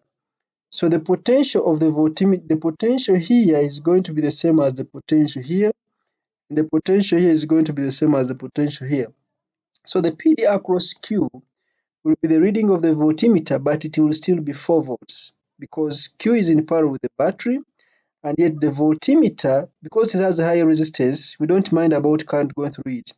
Even if this resistor is still there, it just compares potential between these 2 points. Therefore, it reads 4 volts. So here, it is going to read 4 volts. When we take this at point X, again, it will read the potential between the P and the Q, but it is the same as the e.m.f of the cell. It will still read 4 volts. So that is going to be a straight line. Therefore, at whatever point we move the voltmeter, the reading will be 0, it will be 4, because of how it has been connected. But if it was put around here, if the voltmeter was connected to the sliding contact, if we had a circuit like this, I know in one of the examples we have seen a similar question, but where the sliding contact was actually on the voltmeter.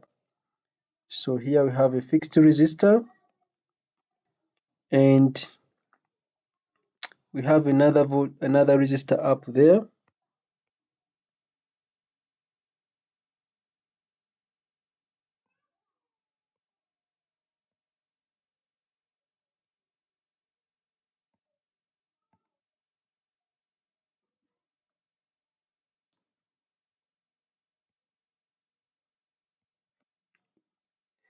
So let's say we have another resistor up there,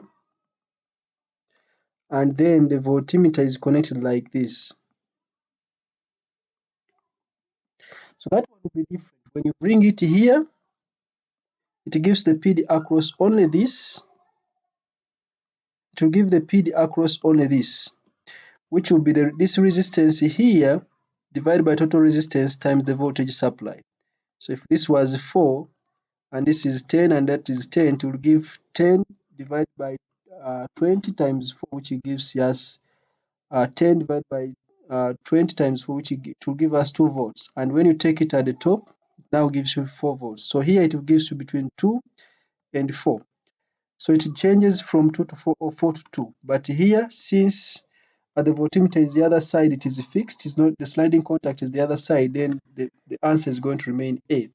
It will give 4 volts at Y, it will give 4 volts at X.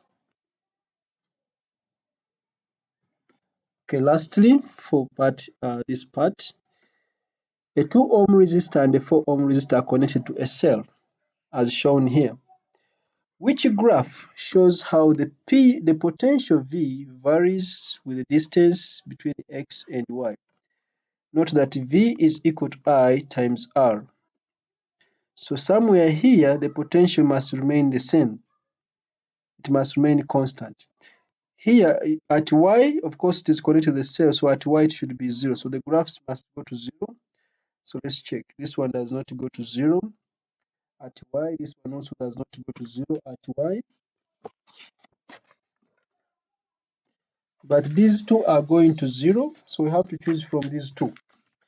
At Y, the graph should go to 0 because Y is at 0 potential. Y is connected to the negative part of the battery. So Y is at 0 potential, X is at the highest potential. So the graph should be starting from a certain value and going to 0. So these two start from certain values and going to 0. But the potential, let's say this is 10 volts here, because if let's say this is 10 volts, so this drops. So this, because V is equal to I times R, since R here is just 2 ohms, the drop here, the potential drop here, the current, remember, is the same. So it means the potential drop here is not going to be the same as the potential drop there. Let's say the current flowing through, let's just assume the current flowing through is 10 divided by 6. Let's say the current flowing through is, let me use 12 volts. Let's say the current flowing through is going to be 12 divided by 6. The current is 12 divided by 6, which will be 2 amperes. It means the potential drop here is just going to be 2 times 2, which is 4 volts. And to remain 4 volts at this part here, then when we reach here, the potential drop now is going to be greater because this resistance is higher. So this potential again drops by 4 times 2, which is 8 volts. So this one should correspond to a greater drop in potential. This one corresponds to a smaller drop in potential. So let's check here. So the first part should correspond to a smaller drop in potential, and the second part should correspond to a greater drop in potential. Yet this one is showing this is a greater drop compared to the other one. This is a smaller drop compared to the other one, so the answer is D. So this part corresponds to 2 ohms. This part corresponds to 4 ohms. So the answer is going to be D. Okay, let this part stop here. Don't forget, soon I'll record a major February March paper 2, especially this coming week. See you. Bye bye.